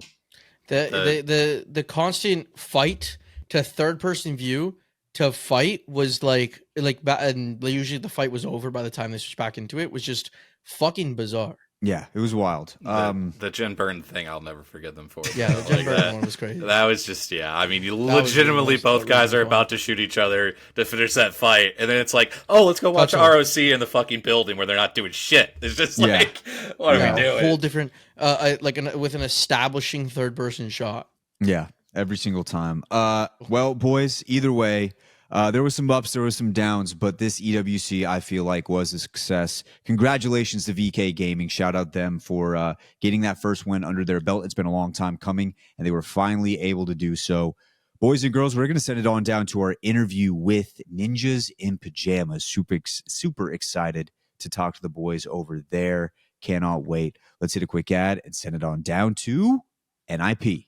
All right, ladies and gentlemen, we bring on two very special guests. One has been on the show before. One, this is the very first time, but they are both from the same team. We've got Vane and we have Mcloven from Ninjas in Pajamas. Vane, it's been a while since we've talked to you. Mcloven, this is our first time talking to you, but I'll kick it off with you first. Vane, how are you doing, my man? I'm doing good. I'm doing good, man. Doing As good. I said, Awesome. it's been nice not to have allergies for like 2 weeks, but yeah, it's been killing me since I got back home. Yeah, I'm in the same boat. Well, I didn't go to Saudi. You never so left. I did not get the break from allergies. Different boat, but same allergies. Mcloven, your first time on the show. How are you doing, my man? I'm good. Yeah, allergies have been pretty bad. They've been better since I got back, though. They were really bad while we were in Saudi, though. They were you were in the opposite boat. You actually had allergies in Saudi. Yeah, the entire finals, I was just like coughing the entire time. Oh, really? Is that because a lot of a lot of the dust, like the I'm sand, guessing that's what it was. Yeah. The other thing is, I think, like you're in the venue and the AC is blasting as high as it can. Oh, yeah, so it's freezing inside, and then you walk out immediately into the heat. And I know everyone was like feeling sick and like, every day except for the last day, it was just so hot or cold in there. The last day was like good. Last day was really good. I don't stay in the venue because I can't. It's too cold. Like I go watch with the casters. Yeah, me and Karev tried to watch for like, I don't know, 2 minutes, and then we had to leave. It was insane. Yeah. So, I mean, obviously, this is the only other thing I guess we should warn the listeners midway through. Karev might just hop in here at a campfire, potentially in a tent. He's camping. Fighting a bear. Might be fighting a bear even that could also happen. So just keep your eyes peeled for that one. But boys, I wanted to kick it off because obviously you guys just come away from EWC. You guys get the third place. It was a beautiful tournament for you guys, and I think just overall, you guys were kind of like in the driver's seat for what felt like most of the. I mean, obviously, pool play and in finals, you guys were doing well the entire time. I'll kick it off with you first, Vane. Did you guys just feel like going into this tournament, you were going to be able to have this kind of performance, or was there any nerves going into it? No, there wasn't really any nerves. At least for me. I mean, this is like my fifth LAN at this point. And I feel really confident with this team, and I think we all felt the same way. Like, I felt like we were the most practiced, and I felt like we were just the most prepared for the meta and like how to get the most kill points in this meta, because obviously like you can win tourneys by playing zone and stuff and whatnot, but like in order to like top a group stage or like get the third or second like in the finals, like you need kills, and I felt like we were just able to do that the best, or be one of the best teams to do that. So And Mclovin, you haven't had as much of the LAN experience, but you're starting to kind of get into that groove where you're starting to string together back-to-back LANs and showing up more often. And so when you get into like this stage here, the Open was the Open. You know, there's a lot of like weird things that happened with the Open, and it wasn't as like grand of a stage. But this one was pretty big, and you guys showed up big time on this one. Just from your perspective, how did you feel coming into it? I don't know. I didn't really feel like that nervous or like anything like that. Like I kind of just felt like another like day of just playing Apex, honestly. Like I mean, yeah, for like the first like couple like minutes of the game, like first game, yeah, like I had a couple like nerves, but like after like we started like doing stuff, like it went away and I was fine. That was really it. Yeah, like even since the Open, if we went to there, like we were talking about that, you guys finished top 10 there. Coming to Pro League, you start absolutely farming. Regional final, you guys had a great day where it got you up to tie for first, and then you come out to EWC now, and you guys finished third. Since that time, you guys have been like literally one of the most consistent teams out here, if probably not the most. What do you think it's been between the dynamic between you two and Karev that has helped you succeed on this level? I first off, I think me and Van have a really good relationship, I believe, and I feel like we view the game kind of similar and how we want to like play and how we want to like execute our plans and shit like that. Yeah. Yeah, I would agree. I would say we have a great relationship, and I would say the way we view the game is like pretty like more than similar. Like I feel like we view the game pretty much the same. We're always like thinking the same way or calling the same play or etc. So I think, and a lot of people don't know this, but at LA last year, when I was looking for like a new teammate on OXG, like I really wanted to play with Cole or Mcloven, but we ended up taking up Frex, and I told him like we met there for the first time, and I told him like I wanted to play with him at some point, and yeah, so I've wanted to play with him for a while because I just watch a lot of VODs, and I've seen his VODs. I like the way he plays. We think the same, so yeah. Yeah, I'd even, or sorry, if you want to go ahead, E. I was just gonna say, so how did you guys decide on Kuriv to like fit that like third role and go off of like the dynamic duo that you guys have built up through your time together? Honestly, it wasn't like we kind of chose Karev for like any particular reasons. Like we weren't looking at him early. We were actually going to play with Funk, because me and Funk had wanted to play together for a while. And then he messaged me. He's like, "I'm moving to EU." So I was like, "All right." And then Sykes was like on the table at the time, and I think we were looking at like Panic as well. We are going to trial Panic. So we trial Panic. We trial Karev. Sykes joins NRG, so he's like, "No, I'm out." And so we played with Panic, and it was like the same situation we just had, like a young kid, not very familiar with how like team dynamics work, like never played sports. So it's hard for me to like, just relate to those young kids who are up and coming right now. I think eventually they'll be really good, obviously, but I don't really want to. I would rather team, with, a more mature, person, because it's easier just to grow that way as a team. And then we trialed Karev, and things went really well. And I mean, you couldn't ask for like a better like person and a teammate. So he just meshed really well. That's just something like I value over like somebody fragging out, like whatever. Everyone can do that. So yeah. He's also kind of like the middle ground between me and Vane as well. I feel like he gives us the I don't what would the word be? I guess like the aggressiveness we need out of like our third player, and he also like gives us as like just like a support kind of when we need him to. Yeah, he definitely like pushes us to be like a better team a lot. He doesn't like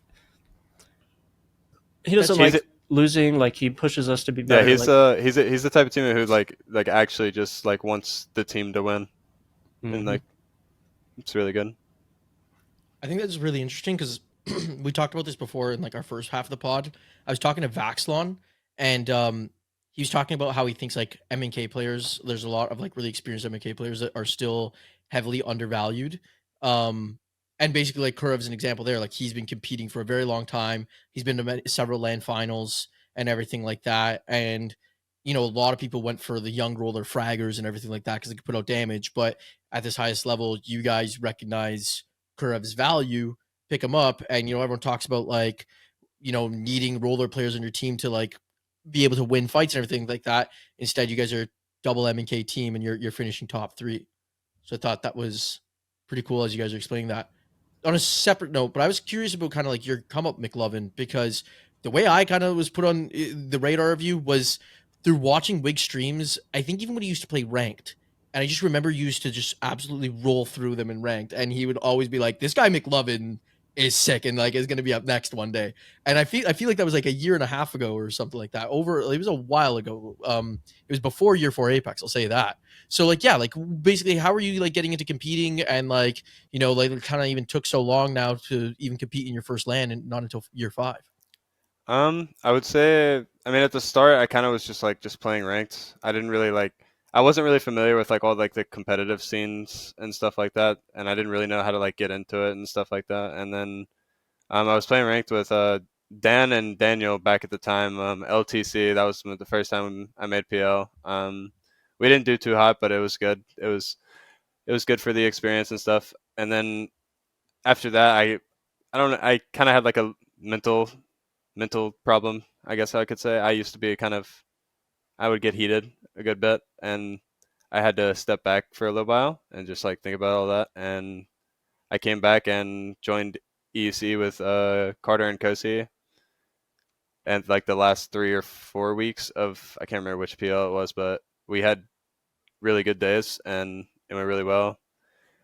And then after that, I joined Native and we weren't doing so well, so I decided to kind of just take a break because the Newcastle giving meta would have tanked me. I would have been gone forever if I would have played that meta. And then PLQ came up and I saw the open and stuff and about EWC and everything, and I kind of just messaged Van, just asked him if he wanted to play for fun, go to the open, and now we're here. That's fire. That's absolutely insane. With Dude, how good you guys have been. Dude, I remember vividly your first tourney coming onto like the CCE, because it was like your first one that you guys placed first, right? Or The something EUC like that? one, yeah. Yeah, the EUC I joined with I Carter. joined that Wednesday and I GL'd them to winning that weekend. No, I remember I was like, that is just so ballin'. Like, just so baller. So you mentioned a little bit about like taking a break and different stuff like that, and needing to take a step back. When you did that, was it just purely out of the fact that like this game is pissing me off right now, or are you like, I'm going to work on some other things as well so I can come back like a little bit stronger for when I do feel like I'm ready to get back into Apex? Yeah, I mean, I feel like it was more of like kind of both. Like the game was kind of pissing me off, but it was also just like me, like as I was when I was younger. My mental was just bad, and I realized I needed to fix it, and I fixed it. It took time, of course, but I did that, and then I started playing a lot more. Started playing R5 just every day. Getting locked in. So you mentioned, and this is what we kind of talked about on the front end too, that this LAN in particular, it felt like there was a lot of like coming out parties for newer players who are starting to break out onto the scene, and players that maybe we didn't know before, or maybe a lot of the casual like viewer base didn't know before, that now they're starting to know. And like a Panic comes to mind, you come to mind as well. And I feel like maybe this is where we're going to start to see some of these players start to break through, where like you talked about taking a step back and wanting to get into the right headspace.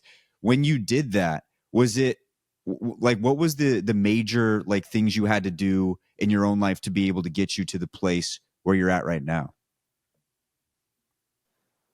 I would just say like overall, like I was in school at the time, so I was just doing that, and it goes into everything. Like it's not just about Apex. Like everything would just make me mad, and I just had to tone it back and just make it to where if I got mad, I had to do something different than like actually get mad. And like, so what I did is I would just start just kind of like, if something went wrong, just kind of be quiet, just not think about it too hard.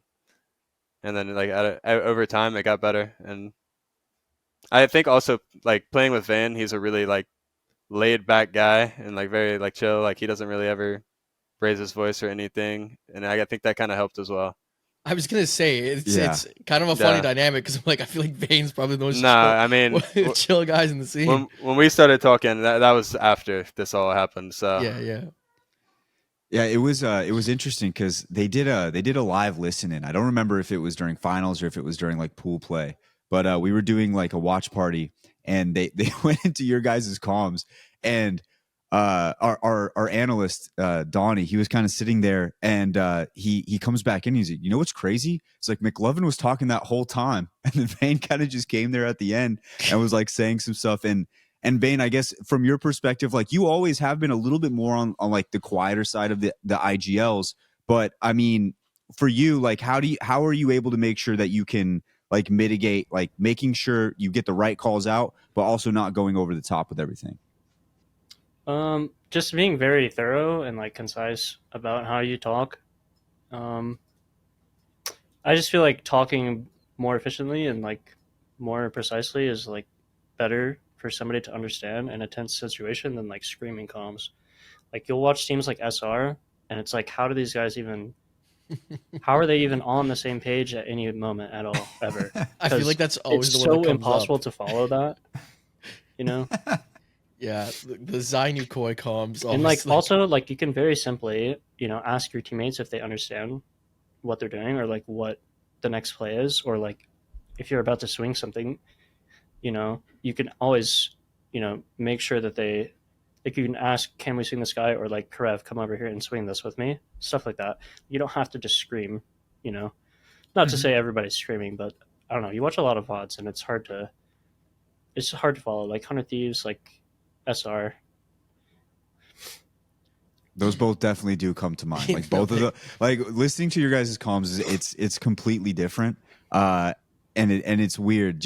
Sometimes it's just like jarring, but you make a great point. It's like you don't have to be saying all that to get your point across. It's very simple. Now for you, Vane, like there was a moment where obviously everything was going well for you guys with OXG. You guys had like a really good placement, really good performance, I believe in LA. And then there was like a little bit of a step back. And for a while there, it looked like maybe you were going to go down the path of like retirement, and you were going to take a break from the game as well. For you, what was that moment like? What was going on in your head at that time? And then how did you get back to the getting back to playing again? Well, I think my goals now, like as a person, are a lot different than, you know, what they were when I started. And I also like, I feel like I've accomplished a lot of goals that I did set up to do in esports. You know, playing for like 100 Thieves, you know, winning a huge tournament, winning a LAN, etc. Like, it wasn't a very big LAN, but you know, I had all of those moments, and I don't know. I felt like I've never really had access to like, you know, your T1 players like as an IGL. Like I've never had access to like Koifuls, Sinus, whatever. Like I'm always playing with like up and coming players. And, you know, after the whole situation with OXG, I don't know. I felt like if I had the right team and I had two like capable players who were like smart and could communicate well, like I had a good shot of winning. I felt that way. I just felt it was going to be, I don't know. I was just like tired of like kind of putting together like scramble rosters, or not scramble rosters, but just like, I don't know. I felt like I always had someone on my team who wasn't experienced, and like we couldn't play a certain way, or we couldn't play a certain team comp. And those like, you know, reasons will make you suffer in comp. So yeah, I don't know. I did retire. I was done. I didn't really want to play anymore. I moved states. I went to school. I went to like an online school, and I started working.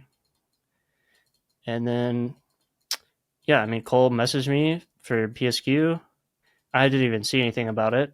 I was like, oh yeah, you can just go to the open for free. Like, even if I played with two like completely randoms, I was like, there's no way you don't qualify for that. It's like top 16 or something in the PSQ. So yeah. With you succeeding so much now, though, like, you know, has some of that changed? Like, even being part of like NIP and everything like that, pretty big org, has like that changed where you're starting to want to focus more on Apex, or are you just like actually happy with how things have been and you've been doing it right now that you just want to keep it consistent? Well, the last thing that I have yet to do is win S tier LAN. You know, come home with a trophy. It's happening in Japan, bro. You know, I felt like I have been good enough to win. I feel like my calls are good enough to win. I just need the right team and the right environment. And I feel like I have that now. And I did feel like, you know, at the beginning of the year, like, I just felt like I was so close, and I have such a clear vision on how you actually like win something. I just needed the right pieces. So I felt like it was kind of a waste to try and give up that opportunity, you know. Yeah, we'll talk about that like in a sec here, because like in finals, I felt like you guys were in game-winning spot almost every game. Like, it was like, holy shit, there's NIP again. We're ending this one. But before I got into that, I remember after the open, I think we even talked like in that random bar we all ended up in. I was so drunk. The I last night, I was gonna say, I was absolutely I was gonna say, there's lots of alcohol going around, so I don't even remember the full conversations. But I remember you mentioning it there, and then I saw your tweet where you said that a lot of people, like the pros in the scene, came up to you saying like, good to have you back. It's good to have you there and everything like that. What did it feel like having that sort of respect too, like from, you know, your peers, especially when you're saying like you always felt like you're putting ragtag teams together? It's hard to like get them to want to be with you. But then after, a lot of people are saying that, you know, it was awesome to have you back in the scene after, you know, having a decent tournament there. Yeah, I mean, like? I have a lot of like, you know, lifelong friends that I've known for years at this point in the scene. And when you compete, you know, at this level, you have to sacrifice a lot. And, you know, I chose to sacrifice, you know, mostly a social life, friends, etc. So it's just nice to see all my friends again and to know that, you know, they think it's nice to have me back. You know, that felt really good. That was actually something I was really surprised about. I don't know why. Probably because, I mean, I don't really talk to a lot of people very often. Like if I'm not scrimming or practicing, you know, or playing ranked, then I'm usually just not at my house, and I'm not really on social media. So it was just nice to know. It was just nice. It's good, good gesture from people. Well, yeah, I even bring it up because like I know we haven't really chat too much more before even that night at the Open is, I think, the first time we met. But I was excited to have you back because like Jayhawk is always been you know, massive fan. I know that you guys, I think, like connected when he was like just coming onto the scene for the first time, and I've had countless conversations with him about how much he supported your team. So yeah, we were all excited to have you back here. But I'm excited to get into EWC unless you guys had some other stuff I'm ready you to want talk about it. I have I'm one done. thing that I'd like to cover before we Yeah. get into EWC. Do you guys consider yourself Sparrow crutches? Because I see that you guys are Sparrow enjoyers substantially early on than anybody. You guys play Sparrow all the time, right? Curve is like always on Sparrow. Yep. Yeah, I mean, yes, but before Sparrow was like actually meta, we were playing Newcastle and stuff, and still got fourth in PL. So I don't really think like. We I'm love. not saying you guys were bad without. No, I know, Sparrow. I know. You guys I just know. You said they were a Yeah. crutch, though. E. Call That them is a crutch. that is kind of saying that. I mean, but, you know, Sparrow is like, and that's what I was saying earlier about like getting KP like in it's literally just free tournament, KP. Like actually, Oh. Sparrow is so busted to the point where like teams can be fully set up with Newcastle and you can just kill them. They just die. It doesn't matter. It doesn't matter if they have a Watson gen. It doesn't matter if they have a Newcastle. They just die. Like they can't do anything. It's just really broken against Wait. like zone teams. Does the ult the watching gen doesn't eat the ult? Is that what It you're saying? does, but like you Oh, can place but, it 5 feet away from the ult, and it True, still yeah, hits all like of in them. big enough radius, yeah. Like know? the big thing with Sparrow is even if it's not doing damage, if you throw it behind a wall, you're still getting wall hacks for 5 seconds or like 3 seconds. And it pulls the attention of the team to shoot it, so you Yeah, can move up, right? like- Like it's I think the ult's crazy. Like, yeah. It's just like if a team is like defending a building, like they're not the ones outside, right? Like you can take whatever angle you want and get the right opening, and then like all you have to use is one Sparrow after you get your opening you want, and there's like almost no counterplay unless somebody just like gets one clipped or somebody 1v2s, but just rarely happens in Devo meta, especially. Man, that Sparrow Devo is just devious. I don't know what Cred's gonna do, bro. Sparrow MNK Devo is devious. I don't know what that guy's gonna do, bro. Sparrow Devo's gonna get nerfed, and he's gonna be like, Dude, he's gonna be playing like old COD. the Spitty, Just boots on the ground, bro. Spitfire Like- is so good. Do not sleep. No, Do half the not sleep on time, the Spitfire. half the time when we go to like a team fight or something, I'm usually like in the back because like they're on the movement characters and stuff, and they'll start pushing, and I'll just look in front of me, and I just see an Ash going just boom, like just moving around crazy, and then I look to my left, and a Sparrow's moving crazy, and I'm just like, okay, I'll just run straight at them. Yeah, there's definitely a lot for teams to deal with because Do you we're guys- double MK on like Ash and Sparrow, and we're just going crazy.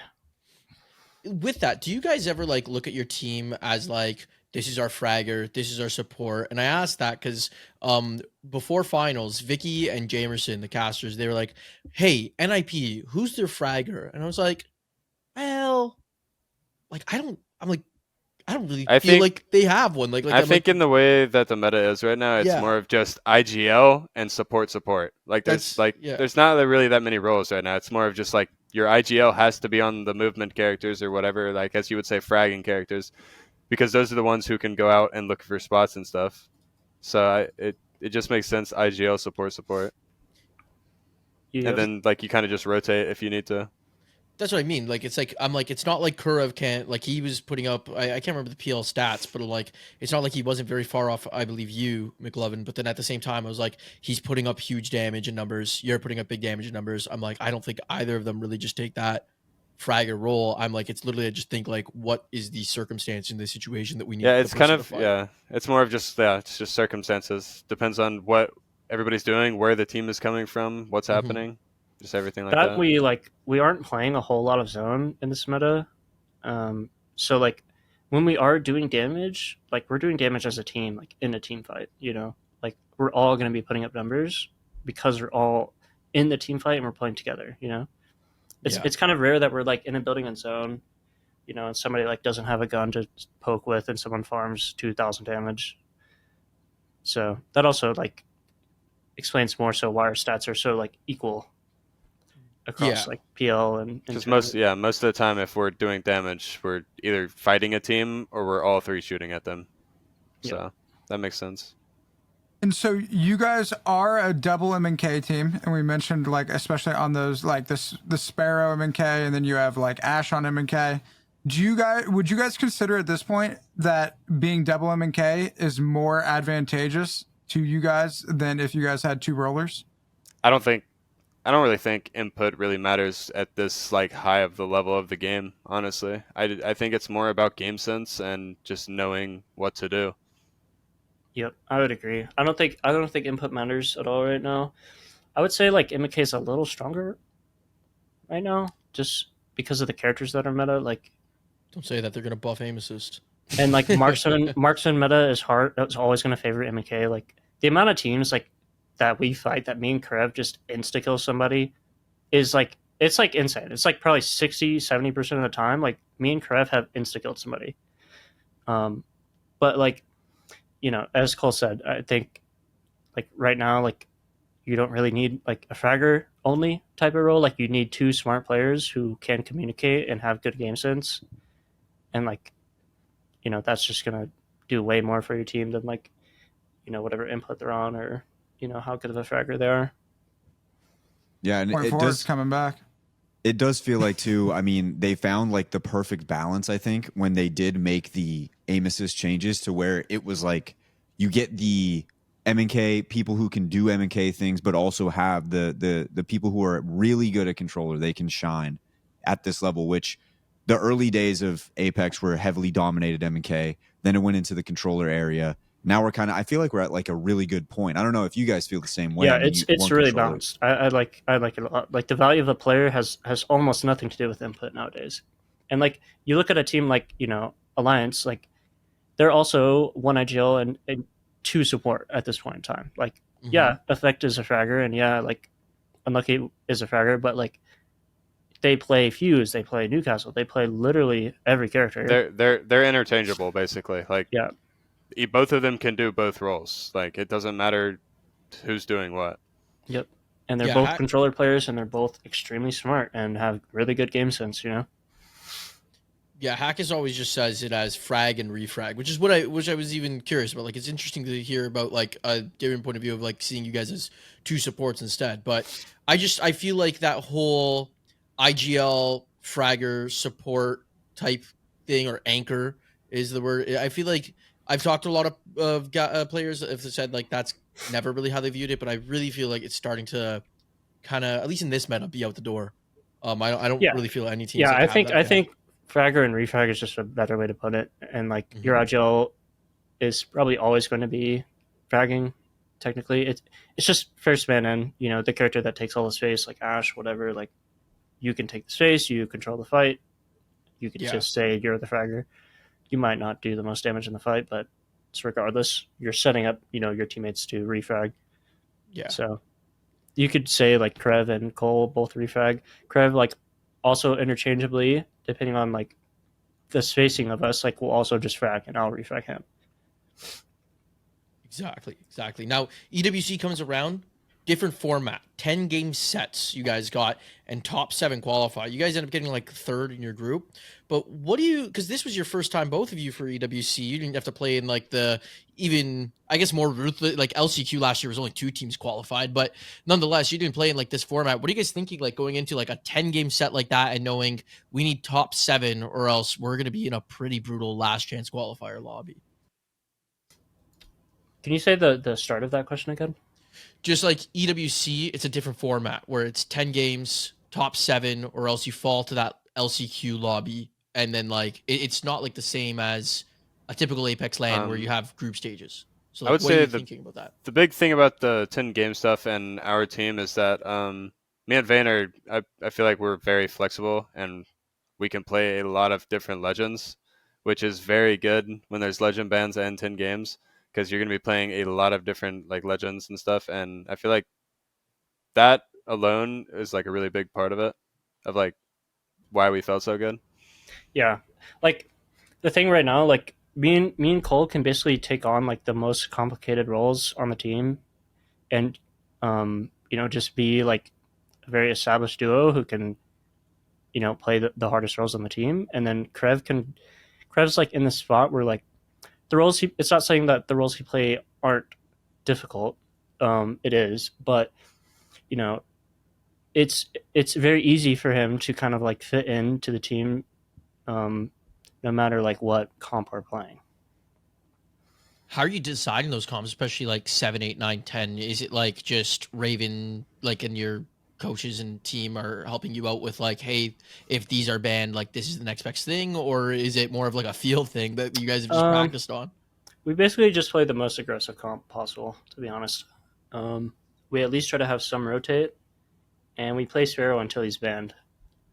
The only difference was in finals, because like LAN finals, like playing Edge, especially when the first 2 games is ED World's Edge, is like really, really difficult. Like you can't just like play Edge every single game. Like it works well in groups and in PL online, but like LAN finals, like especially like game 1 through 3, like even without legend bans, like Edge is just going to be really hard because everyone's alive. It's 20 teams at round 4. Like, so we played zone comps the first 2 games. We played crypto, which we haven't played a single day of crypto.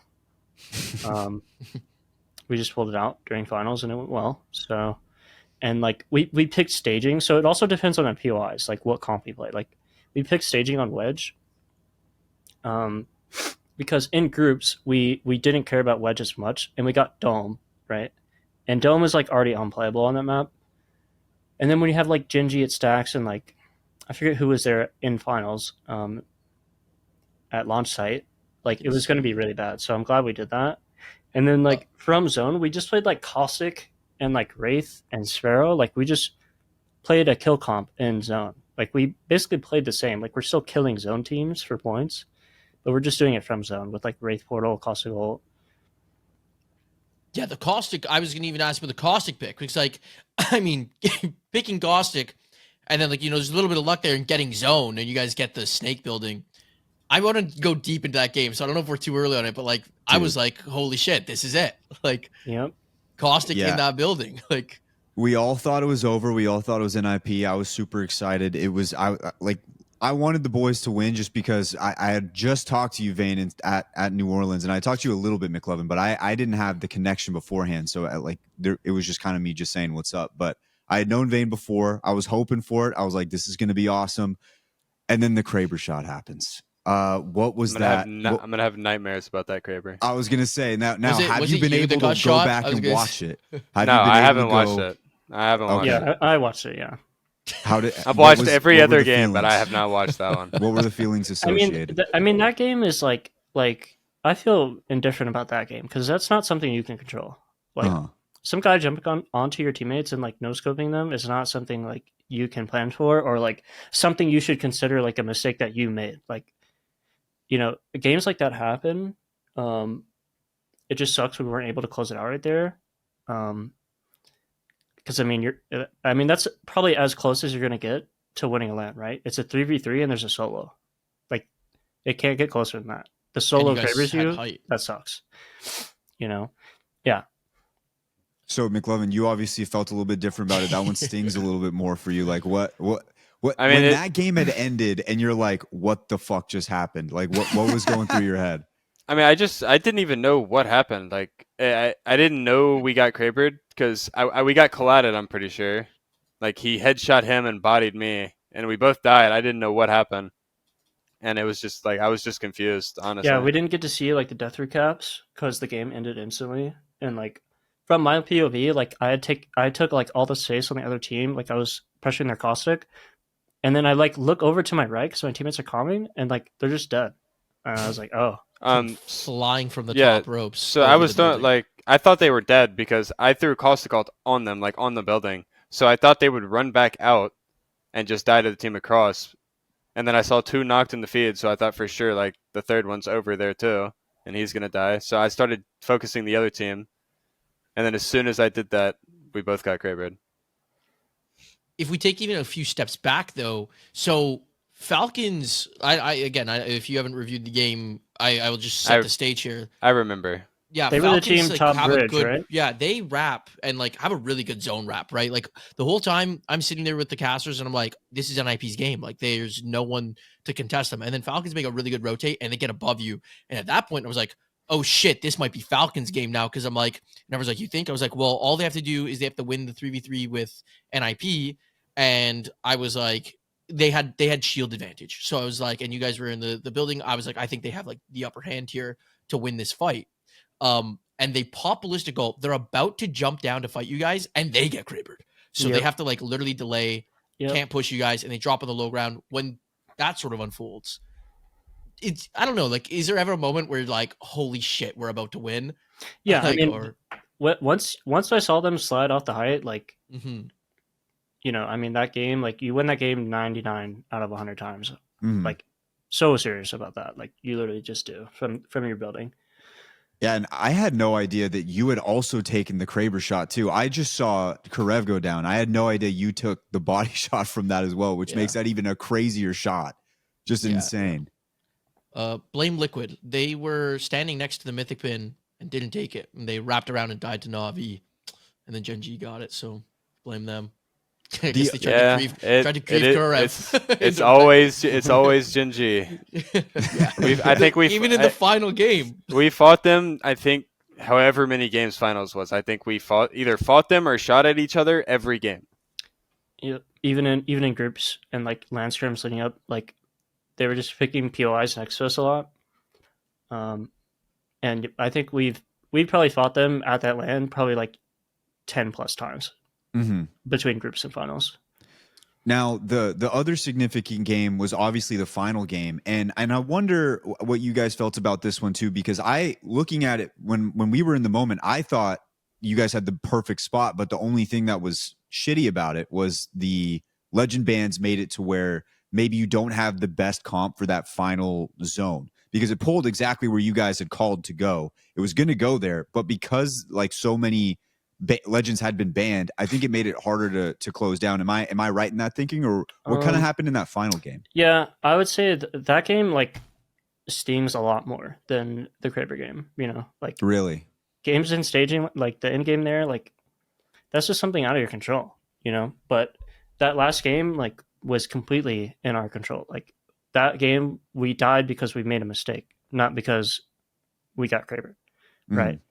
I think I didn't have like as good of a direction on that final zone for like what we need to do and hold and where we need to third party, like if somebody fights. So like Krev's like on the right side holding off, just like the whole right side, and he's like pushed up pretty far, and me and Cole are like positioned like in the back, like we're kind of both anchoring, looking at the left side because they're hard fighting left side. And then VKG like walks up on Krev really hard. They just like push him instantly and he dies basically. Well, the reason they did that is because they threw 2 sky nades up and hit me and you both for 100. Yeah. Well, we both got hit 100 by nades. But yeah, I think it was like completely preventable because like there was no point when we were holding that spot where it's like, what do we need to do if this team on the right, like if the team from the right side just walks up and tries to fight us while the rest of the server is fighting? You know, I didn't think about that. I didn't really make comms about it. So like when they pushed up on the right side, like we just weren't ready for it. Like we weren't in position to punish like a push like that. And so after, were you gonna say, Jimbo? I was just gonna say the position in general, while it felt like it was a game-winning spot, like seemed like it was hard to. It was definitely not It was one of those spots where yes, you're in God spot, but you have to wipe one of your sides, or you're gonna get pinched and you don't have like hard cover. Yeah. Like we were just standing out in the middle of the open, like on both sides. Yeah, and I think there was a few people who I'd seen say like if there was no legend bans in this and they had like the ideal comp, they would have been able to lock it down and win that game pretty much easily. But just because of those legend bans and where it was at already at game 9, it made it more difficult to do. And I like you watching that left-hand side made a whole lot of sense because there was so many teams fighting on the left-hand side. There was like 1,000 of them over. I think like there was Falcons, E36, all these other teams were over there. So it made it like you have to kind of watch that. But when we were watching on the map view, you just see VKG just running straight in. And it was like, you know, inevitable at that point. Yep. But it was like one of those moments where like you're about to walk, like if you're VKG, you're like about to walk into zone and there's 2 teams fighting like on their right side from like their POV, you know, you either third party that or you ignore that and take the 3v3 on the team in con spot. You know, that's like you kind of have those decisions pretty rarely, and like you always need to make the decision to take the other 3v3 because like I mean that just wins you games, and they played it pretty well. They were ready for the fight. They threw vert nades. Like we were mispositioned, and yeah, I mean they 100% deserve that win. Now it was a rough one, but like yeah, like I was saying earlier, you guys had like zone often. I know there's 2 barrow zones. You even said like I think you replied to Hal like if I'm in the lobby, there's gonna be a barrow zone. Yep. But I feel like every LAN we just get barrow zones though, because last EWC there was 3, and I think it was Liquid who could have closed it out 3 times on barrow zones and they didn't. But what did you feel about zones in general? Because I felt like we had 2 barrow zones, 2 Humbert lab zones. Do you guys find anything weird about like that there's a lot of repeat zones in one lobby? Yeah, I mean it happens all the time. I don't know why, but I think it's just like the way the algorithm works. Like it picks like a quadrant of the map first. So like, yeah, like the zone ending in barrow seems like a rare thing, but like realistically, like, you know, 1 in 4 games are like somewhere in the south. You know, maybe 1 in 3 of those games are in barrow, right? So I don't know. It seems like rare. It seems like weird, but I don't know. The more you think about it, like the way the zone algorithm like works in general, like it just makes sense. We also had a Lotus zone too. I think that was game 1. Yeah. Mm-hmm. So so this entire tournament, so it was obviously VKG was doing well pretty much from the start. ROC was doing well from the start, and same with you guys. But one thing I noticed throughout the entire 9 games is it just felt like you guys were always finding a way to either get into zone or you already had it. And Vane, like that has a lot to do with your ability to make those calls and make those rotations. And did you just kind of feel like you were on fire on that Sunday, just getting to the right spot every single time? It felt like you and ROC were always finding the spots.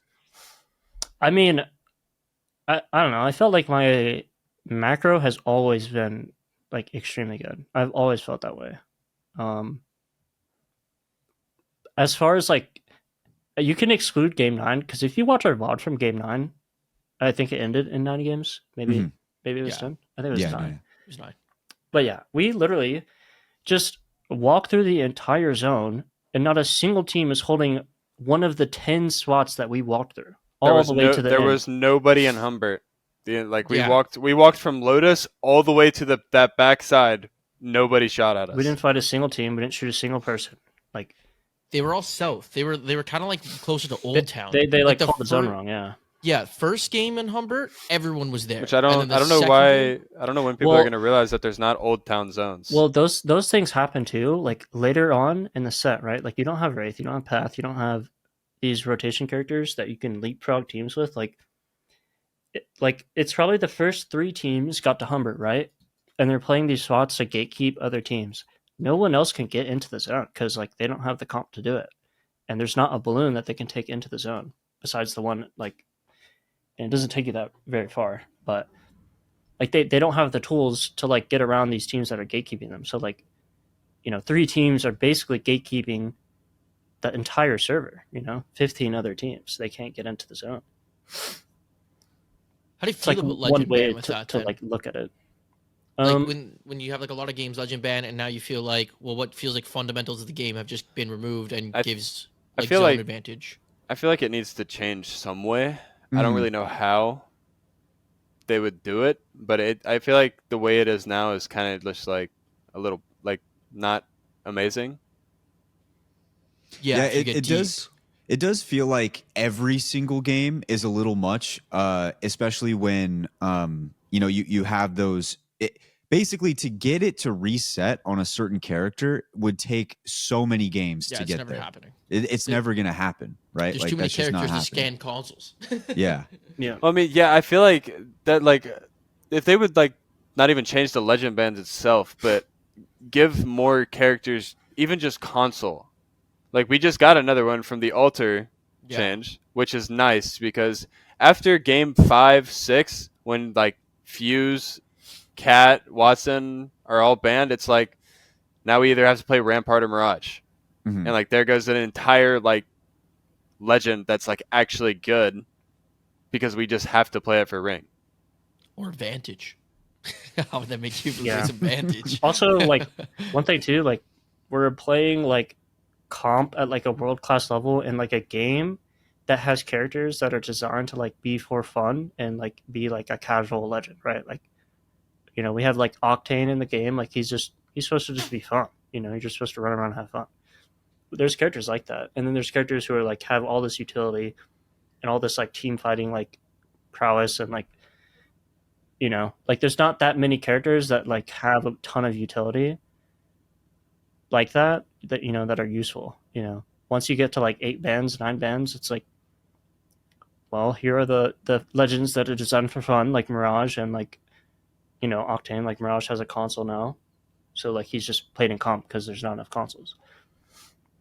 Yeah, I was just gonna say, like, I even brought this up in general because when you're saying 3 teams can gatekeep other squads out, I feel like the whole thing about Apex as a BR that's made it stand out from other BRs is that there always is a way to like accomplish what you want to do. Like I feel like if you watched like PUBG or even like Warzone, I feel like if someone's gatekeeping, you're dead. You just can't do anything. Yeah, but Apex has abilities. Yeah, like 2 teams in a PUBG zone can like get like 80% of the kills and like gatekeep the entire lobby. It's insane.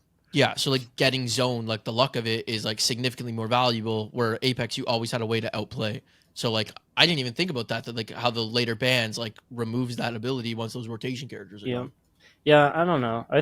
I think it's good. Like, you know, it's more entertaining, and it also like makes your team has to be a lot more well-rounded like at the game. You can't just have this like niche play style because it's just gonna get banned.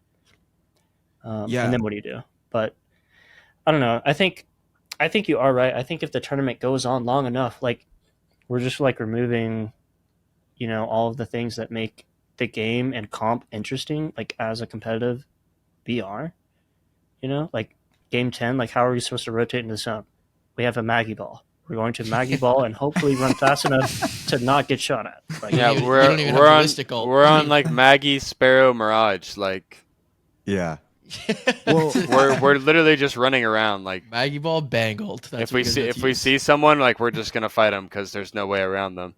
Okay, do you guys think that if it was like after 6 games, like the legend bans just were like wiped, or like a certain amount of them then opened up, or like maybe game 7, game 8, something like that, to where it stays like the same game of Apex with all of those different abilities, but then you still have some sort of effect? I think either that or just make every legend like viable. Mm-hmm. Like make them good enough to where you're not going to be screwed over by game 7. Yeah, like so it's kind of hard to got get like spreading like out like abilities around the different I legends. mean, yeah, it is. That's what it's just. You could also maybe do something where like per map you have bans, right? We could do like a 12-game set on all 4 maps and then have bans, right? Or like 2-game set on all 4 maps and just have like bans for each map. I don't know. Okay, so that's kind of the idea that I've had for a while, is because I know they did like a snake draft kind of thing situation in finals this time with all the maps. I always thought it'd be super interesting if you did 2-2-2-2, and after the second game on whatever map, then you do the ban. Whatever legend got picked the most from those 2 maps, that is the one that goes away, and it's probably going to be the same one every single time. So yeah, you could have a ban after every 2 games. Yeah, that would probably feel a lot better, honestly. The other thing is like, I don't know how this would change, but Privacy mentioned this when the bans first happened, but instead of it being the most used character in an individual game, it should be cumulative. So it's like if Ash is the most used character, if Ash is the most used character in game 1 and got banned, then okay, Ash is banned. But say like Watson was used like 14 times, and then the next game you have 16 Wraiths, but there's like another 14 Watsons. Watson should now be banned, and then you go on to. So it's that would good. work. Yeah. Yeah, it just makes it that like the most used legend in the series is getting banned. Yeah, and not just the game. Where you're just replacing your movement character every single game. Like, okay, who can be used now? Who can be used now? Yeah. Yeah. That happened like at the Open, where like Newcastle would get picked like 18 times every single game, the entire set, and never get banned. The whole set. We'd play like 8 games, and every team was on Newcastle the entire time. It would just be the rotate character every game. Yeah, like he put the numbers up like in the early scrims, and it's like if you looked at like the cumulative stats, like Crypto and Newcastle should have been getting banned every single like second game or third game, but instead they were making it to game 6, and it just wasn't making sense. Yeah.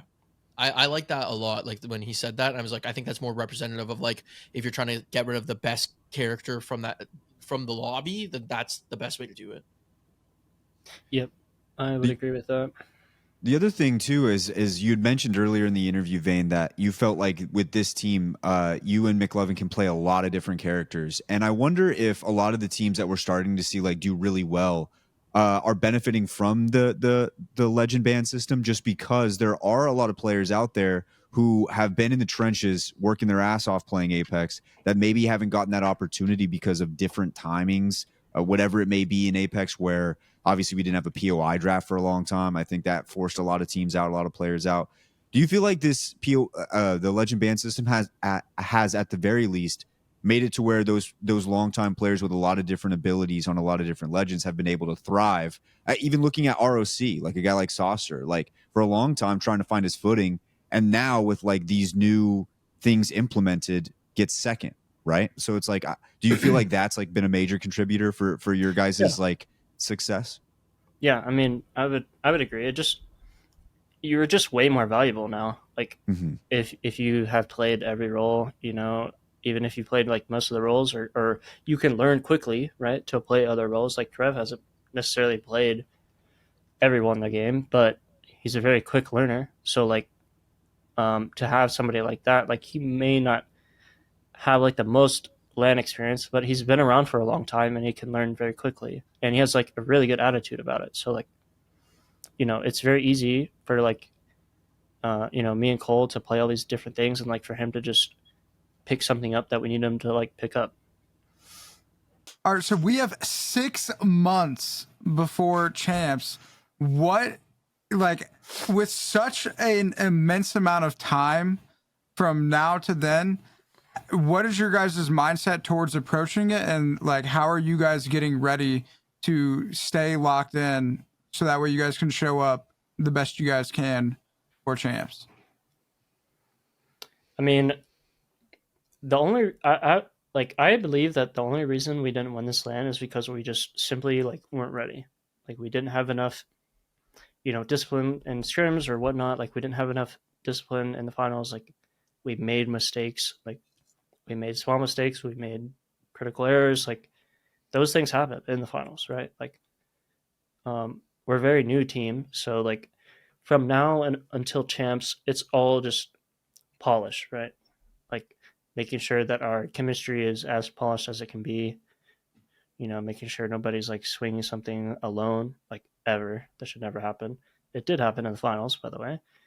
That last game, I literally swung dick into a team and died instantly. So yeah, I mean, like we got third place while making a bunch of mistakes. So the best thing that we can do is just, you know, just stay disciplined in our practice over the next 6 months. Use PL and scrims to play like a lot of different comps. Like we were in a position right before finals, like we had to do the draft, like we picked his own POI, and like I really wanted us to play crypto game 1 and 2, like crypto and play the Watson, like because it was just too hard to get kills in zone, like against zone teams when they're on like Watson and crypto, because like they all just exist next to each other, so you get EMP'd like 3 times. It's just too hard to kill people. And Krev was like really, really against it, right?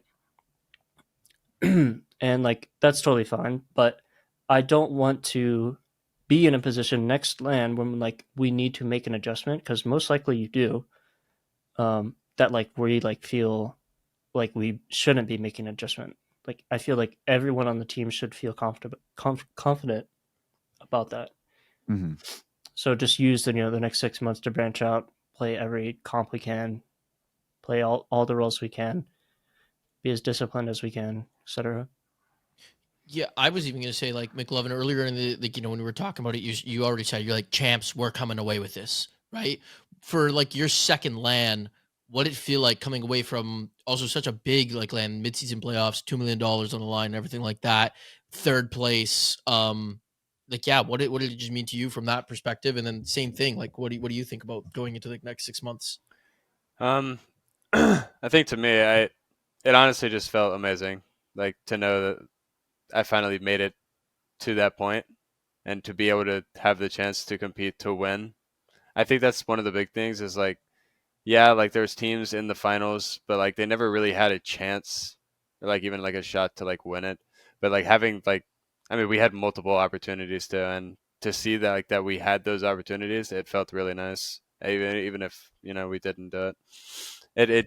It gave us that I guess like the confidence that I know we can do it. We just have to fix a couple of things, like small things that we did wrong and stuff like that. And for this 6 months, I would say it's basically, yeah, what he said, just making sure we can do everything. And if anything happens that along the line, I mean, there's probably going to be a bunch of meta changes before champs because it's 6 months. So there's really no telling what's going to be being played there, which is why I think, yeah, like being able to play everything to the highest ability is like really nice. Yeah, like, I mean, I've played in, like, I've just done for fun shit, like even BLGS with some buddies, and competing in something like that was just so fun. Like, or would you guys even be able to describe what it's like hitting match point at such a big event? Like, what is going on like in your head when you're like, I mean, we got this chance now? it's like how Cole put it, right? Like there's competing, and then there's like knowing that you're competing to win, right? Like there's like knowing that you can win. Like those two things are like very different. And I've been competing for like a long time in esports, like probably like 9-10 years at this point. Maybe a little bit shorter, maybe like 8-9 years. Yeah, we talked about your R6 days, Rainbow Six days at the LAN. I didn't even know about that. So like, I've been competing, for like a long time, but only for like a couple like years now that I've been like competing to actually win. And I mean, there's no other feeling than being like match point, you're in the end game. That's happened like multiple times now, right? Like that happened split 2 and year 3, like on match point in multiple end games, like, or it was just one, I think. But that one end game is like, yeah, I probably wouldn't have came back if that didn't happen. Yeah, and there's like that threshold moment where it's like you said, I think there was a lot of teams here, and I think there's some younger teams out there. Like maybe I'm speaking for them, but I feel like a Sentinels is in that place where it's like, wow, we're competing. But then there's that crossing that threshold, like I'm trying to win, and I have the ability and the opportunity to win. And this entire tournament, you guys were playing in that zone where it's like we're competing to win here, and you could see it from pool play all the way to the finals. Yeah, I think that kind of just goes back to what we were like saying like super early. Is like all three of us like we're playing to win. That's like the whole. Yes, we're having fun, we're having a good time, but we're also like we're all three dead set on winning. That's what we want. We don't want to just be competing and just be like at the bottom of finals, and we want to win. Yeah, I mean, third place felt like good. It'll probably feel better once the check hits, but like it's just I've placed third before, so it's not like I'm placed higher than I did. It's just like I'm just getting closer and closer to the actual goal, of winning. Quick side note: you brought up split 2 when you guys got third when you got third the last time. It was you that was in like the final, like right before Dark Zero when you were going up the Horizon queue. Did you think you could land on the tree? Because I would have thought I could land on the tree. I did try. I've never been able to ask you. I was like, because I remember up there. By the way, I think you win the game. 1 HP in a 1v1. You win the fucking game as a solo. But, like that was also a game where like someone we lost our game standable. to like 3 vert nades by one team. Like they all threw vert nades. They all threw like 2 vert nades at our roof, and my teammates just got sent flying off the roof. Like that's like the game in staging where it's like there's not much you can really do about that.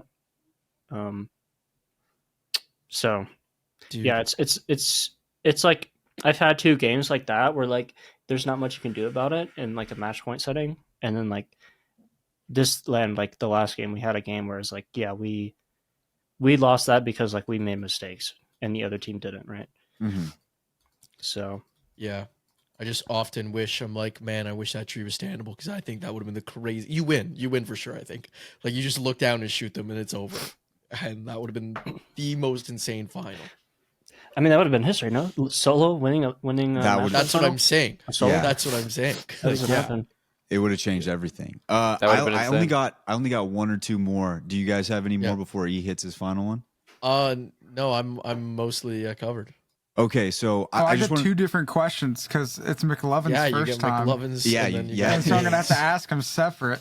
Yeah, and we got to get Mcloven by himself for one of these 2 to really get back into the history and stuff like that. But I did want to throw this one over to you, Cole, which was I looked at the dates here on when you were competing.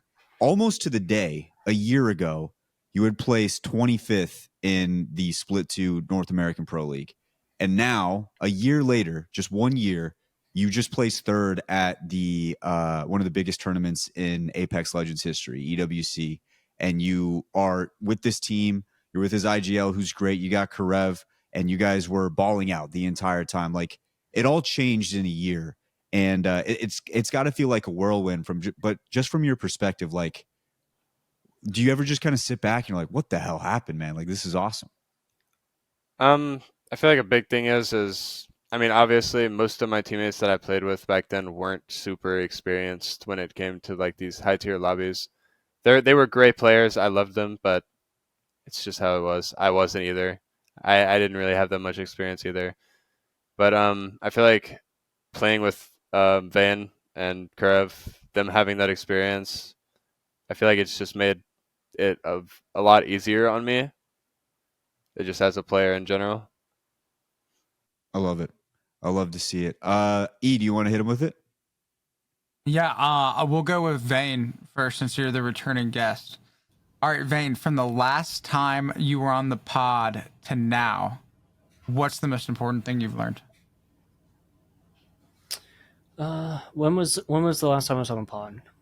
Excellent question, Wyatt. It was a long time ago. Like I 3 think it years was ago. even before. I think it was before LA.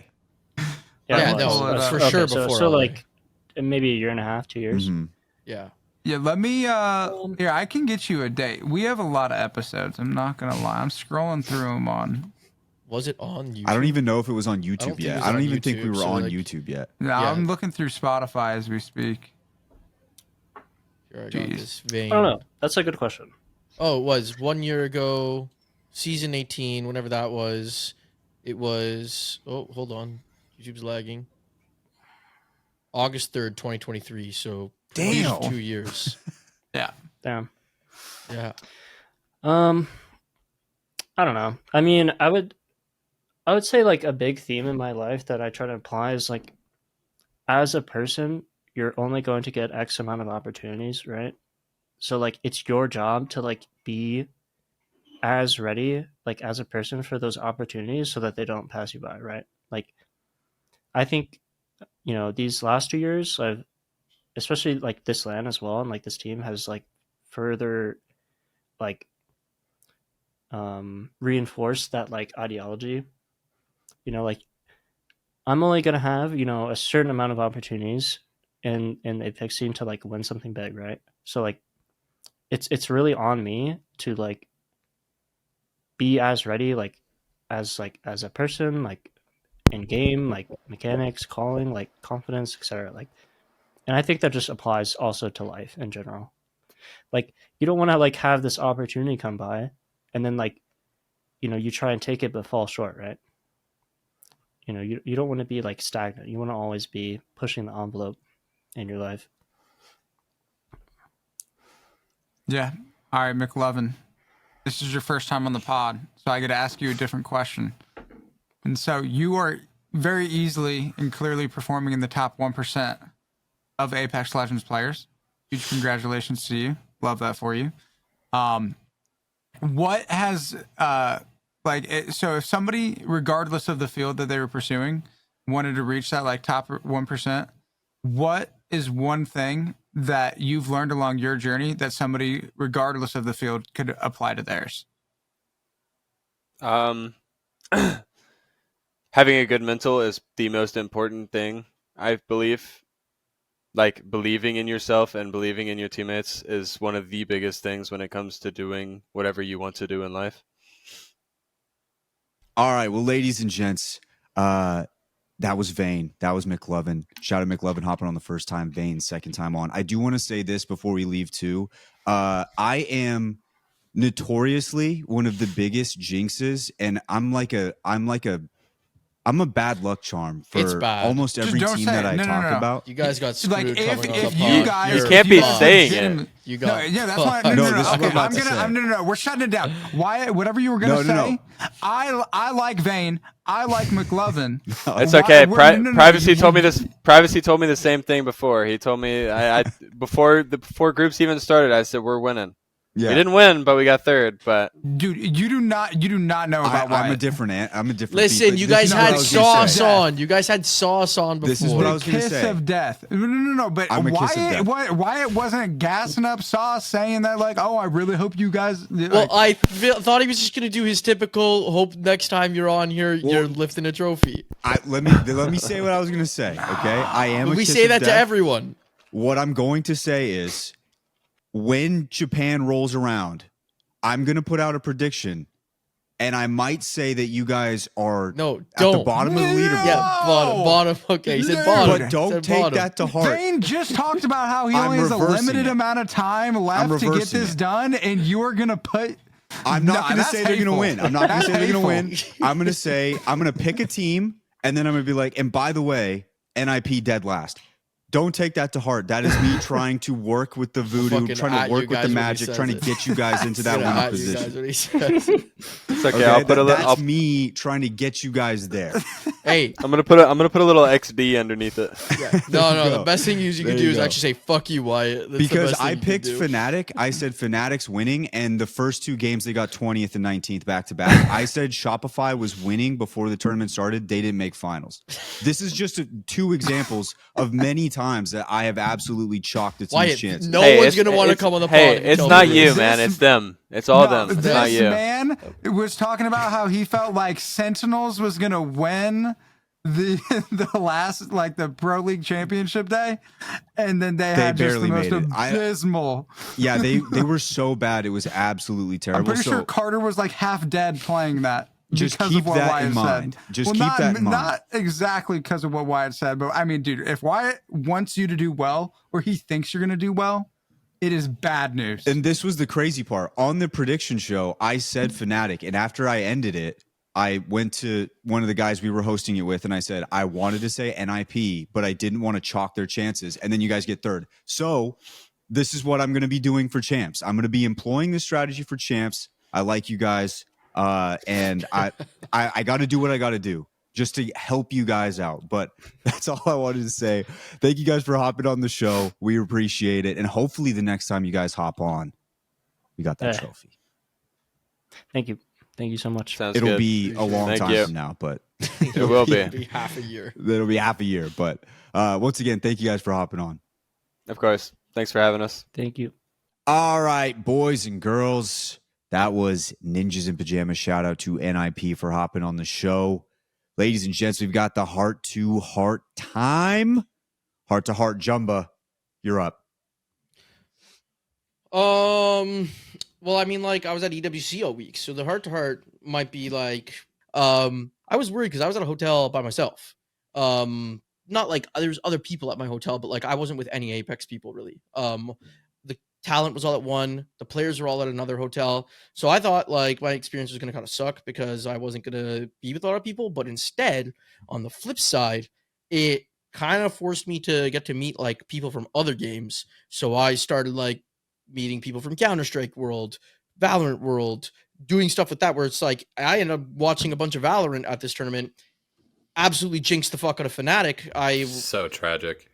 I tweeted the previous day I was a Wyatt. Fnatic Valorant fan.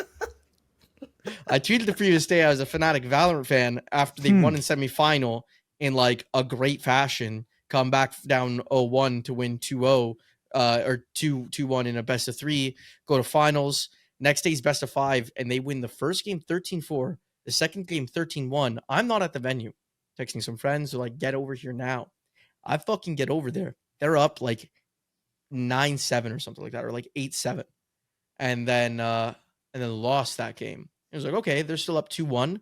That's fine. I couldn't unfortunately watch anymore after game 4, which they also did lose. And I was 2-2, but like, you know, they got map 5 and they were still so dominant. Like in the first 2 games, again, 13-4, 13-1. They actually still at this point have won significantly more rounds than Heretics.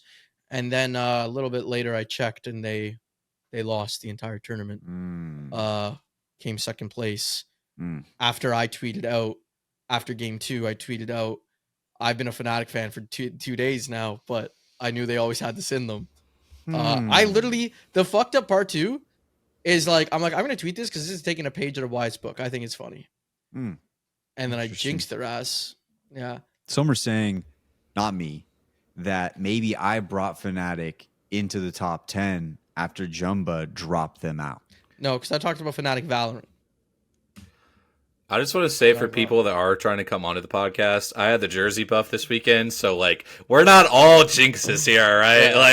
I had the 100 Thieves jersey on. They did good. I had the TSM jersey on when they won groups.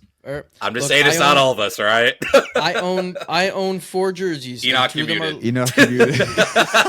We had the rock Hey, sorcerer buff. Enoch being muted, that's crazy. That definitely didn't happen at all this weekend. We had the rock sorcerer buff. We did have the rock sorcerer buff. And no, buff. to be fair, Don, a decent amount of times I would get up the majority of the time in between games, and I would just leave. No, bro, the timing was honestly it just became a so great funny. bit the rest of the time. It was just like, hey, what's up, Enoch? Oh, he's muted. All right, sick. No, and then I'm not gonna lie, when you guys were casting during those games, at one point I was just like, you know what? They've been duo casting the whole week.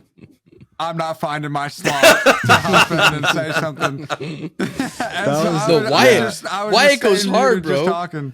They were doing DMR the other night, and Wyatt was just like fucking firing on all cylinders. Like, man, he's been doing this all people weekend. forget. Like, I tried started in for a casting. while, and then I was like, I'm started done. in casting. That's where I started this whole journey. Moved over into the pod world, but I started there. And But, video, like- dude, doing gaming is way harder than I thought it was going to be. Dude, sports is relatively easy, especially if you've been watching it like your whole Yeah. life. This one's hard as shit. no, there's also a battle royale. That's what's hard as shit. Correct. I fucking say this to like the casters all the time. I'm like, I don't know how you guys keep up with everything. And they're like, when they don't have observers that are like seeing shit properly, and they're just casting off their map and off their kill feed. I'm like, it's pretty impressive work that you guys do here. Mm-hmm. What else? Yeah, like event was cool. I got to meet a lot of people like outside of Apex. Honestly, it's probably the first event where like I was actually more disconnected from Apex than usual. Like I didn't do like obviously I was there. I did everything with them and all stuff like that. But like I don't know, it felt like this was like usually like I go to the events and I have like a lot of like work to do with like editing where I didn't have to do with this one. So yeah, like I was just kind of like taking it pretty casual, pretty chill, but it was fun. I enjoyed it. EWC last year I had only walked down one like lane, and I thought I saw the entire event, and then after I got home and I was like, oh shit, I didn't see anything from the event. So this time I took the liberty to walk around the entire place, and guys, it is like one section of Disney World. The place is fucking huge. I kept walking. I was like, when does it end? And then I was in like this like area where there was just nobody. It was like, am I still in EWC anymore? I don't even know where I am. like I'm not even kidding. The place is fucking massive. Yeah. But yeah. No, that's awesome, man. Yeah, I'm just happy that I'm happy you guys are back safe. I know Jay had like the worst travel troubles of all time, which I've been there before. That shit sucks. That shit is terrible. So yeah, grateful to be there though. As always, like such a crazy opportunity that I get asked to go out to do this stuff. Gonna have a video come out. I actually want all your help because I feel like you guys were so deep and invested in the tournament. And I was running around so much other stuff that I need some help actually brainstorming a title. I think you guys might have some insight. mhm. But yeah, grateful to always be out there. It's super sick, super fun. The games are great. Chatting with the players are great. Player lounge was sick this time. Like for the player side of things, everything was amazing.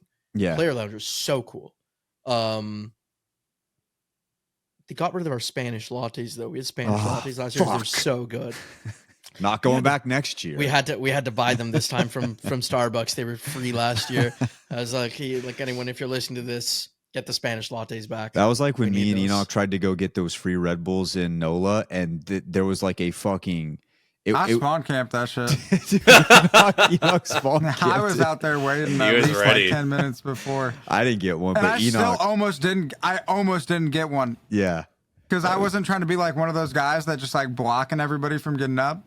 And there were people that had been waiting there substantially less than me, but I locked my one. Yeah, he got his one. He got his one. And then wait, what was I gonna say though? Shit. I forgot. Fuck. Maybe it'll come back to me and I'll come It'll back come back. after. It'll with come it. back. I'll come back Dawn, after. But sure, yeah. You're let's move heart to on. heart. Yeah, I mean, I think if anything came from this weekend was just really realizing what a willingness to put in the work does. Because I think that obviously for, being a part of the podcast and knowing my role, obviously it was like trying to do a lot of the research and trying to come up with stuff to talk about and look at these other teams across the regions. Like, seeing the story with VK Gaming and entire APAC South, staying up those late hours, watching the region, really understanding where some of these players are coming from, what these teams are capable of. And then obviously to see them win, it was just a whole different kind of euphoric feeling that like, again, it's almost like watching like somebody you've known for a long time win because you just obviously put so much time into getting to know who they are as players, what their style of play is, just all the little details that just kind of make these stories, you kind of respect their grind and where they came from even more. And then just on top of that, just obviously the stream, how great that was, recording all the podcasts that we did during the week and getting those episodes out. Like, I got a new, I always respected Wyatt's grind, but I have even more respect for him recording in his car on his lunch break, because fuck that. Would I ever do that in my life?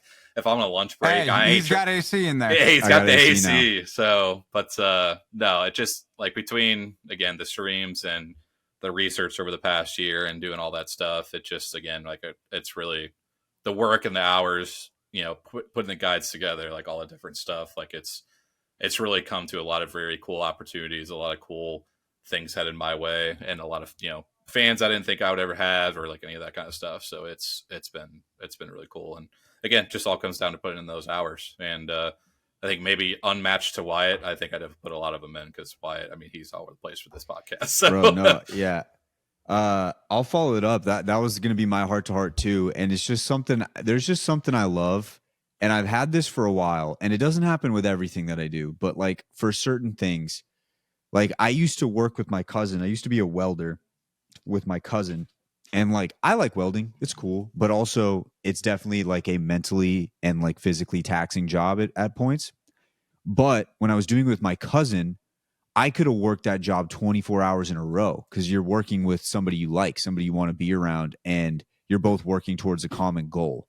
This week was so fun because me and Dawn, and then when E came in for that final stream, it's like we're all working towards a common goal, and it just felt cool. Like I'm waking up at like 7 a.m., which I'm terrible at waking up, and Dawn's texting me trying to get me in there. I get in late, but it's just like, whatever, we're working now. And it was like that entire thing. Then like I'm recording inside the truck.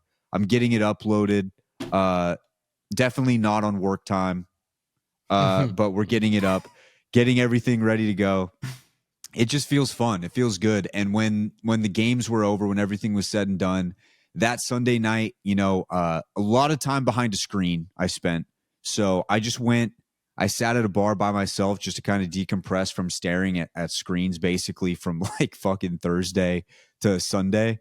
And I just thought about how fun it was, like how cool it was to just grind like that, put out episodes. And big shout out to Jay and Jumba as well for re-teaching me my love for Photoshop, because when I first started making pods, I spent as much time in Photoshop as I did in anything that had to do with audio. And then because I started working a different job, I felt like I had less time, and I kind of lost that like drive, that passion for it. And now like I just go in there and I'll make something just because it feels good. It feels fun. I must have tweeted 8,000 times this weekend. I'm going between 3 different accounts, tweeting all the time, putting out the episodes, making the thumbnails, looking for cool pictures, trying to figure out if this would be engaging, if this would capture somebody's eye. My titles are still ass. I don't know if that'll ever change, but it's like this little thing where I'm incrementally in my head getting 1% better at certain things here and there. It feels like I'm back when I first started potting again. Like it feels like I'm back in that zone, because I got people in my corner, people who want the same goal and are going for the same thing and have the same drive. So that's my heart to heart, is just find somebody who has the same drive as you, and you can go anywhere. Like you just have to find those people. And once you find those people, it becomes so much more fun again, because for a long time, I've been podcasting for 5 years, and podcasting specifically about Apex for 5 years. It's like, at a certain point, you just reach a level where you're like, man, like when you're not surrounded by people who are like absolutely going as hard as you in that department, it does start to feel like a little lonely. Like there's those long nights where you're editing, you're like, what the fuck am I even doing this for? Like there's no reason to do this. And then now it's like, we're all trying to go for something, and it feels fun. It feels cool. No idea where we're going to land. No idea how it's going to end up, but at least I'm learning something along the way. And so, yeah, dude, that was my heart to heart this weekend. Was just, I had a beer in my hand, just sitting back in the chair being like, that was fun as shit. So much fun, my bro. screen time's got to be 17 hours, but it was worth it. And so, yeah, man, that was mine. Just grinding with the boys felt good, and it brought me back to the old days. 2 things that real was my heart quick. to heart. I wanted to say too, shout out to Jumba and Jay for basically taking what happens in our Discord all the time and being able to do that on a live Apex broadcast like- with that debate. That was one of the Just- cool. It's so funny. That was one of the because- coolest things to watch because, like, obviously we know like how much you guys are locked into Apex and like how well spoken both of you are. So seeing you guys like have this debate open on air, just like going back and forth, I was like, damn, like I'm not gonna lie, this is like they made it kind of moment. Like it was kind It of was just a Discord moment on TV. Yeah, Yeah, it was so it's funny. sick. Is funny, but like to reveal the curtain, the funny thing is about it is that I know that Jay doesn't even really disagree with that point that much. Just trying to argue it. Yeah. Like we were in chatting like after, and he's like, because like you guys like everyone was messaging us, so like that was like awesome, and we're like the funny thing, we're like find a topic we really disagree on, like that would be great. Like we couldn't think of one, but like we found a topic that like we could really disagree on that would be like also able to chat about on like a thing like that.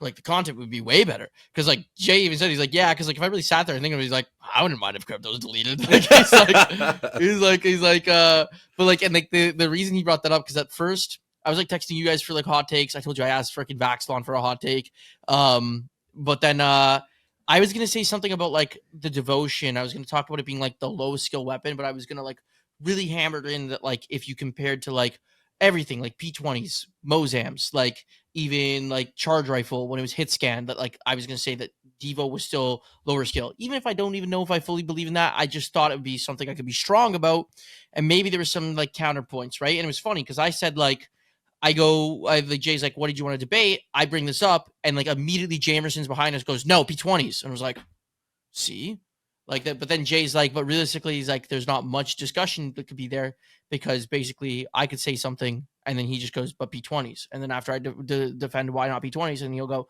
but Mozams, and then like there's really not like that much. He's like, so we get brainstorming, and he's like, just like, what about the crypto thing? He's like, I thought that would be good, that we could have a good conversation. We went with that. And I was like, yeah, that actually is a good one. But I know that like it wasn't even something that we both fully like really passionate disagreed on. So we're trying to play it up a little bit to make it funny. Yeah. No, it was good. One of the casters You in guys the killed room, it, bro. one of the casters in the room said something while we were in there about like, at one point they're like, oh, like these guys are in their crypto drone, like they're just calling out games like us, huh? And so then that's why like when I was on broadcast, I'm like, yeah, they're just sitting in their drone, like flying their drone, casting games like Onset and Gaskin would be. Yeah, so like that's why that It was shit came perfect, up. man. It was so good.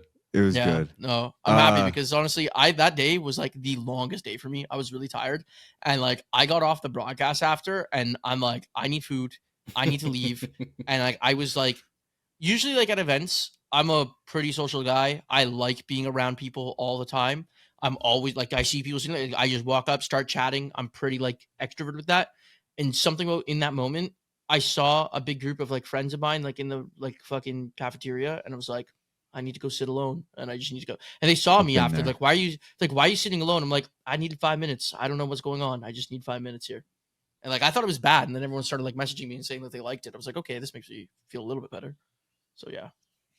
Last one, heart to heart for E. I'm gonna go with old reliable. Yeah, boy. Gratitude. Love it. I'm just grateful. I'm gonna probably like the best spot I've ever been in my life. If like to be, like look at it from like a holistic perspective, like I've never been better. And like I just with my family, with my understanding of things, I'm just an incredibly blessed man. And then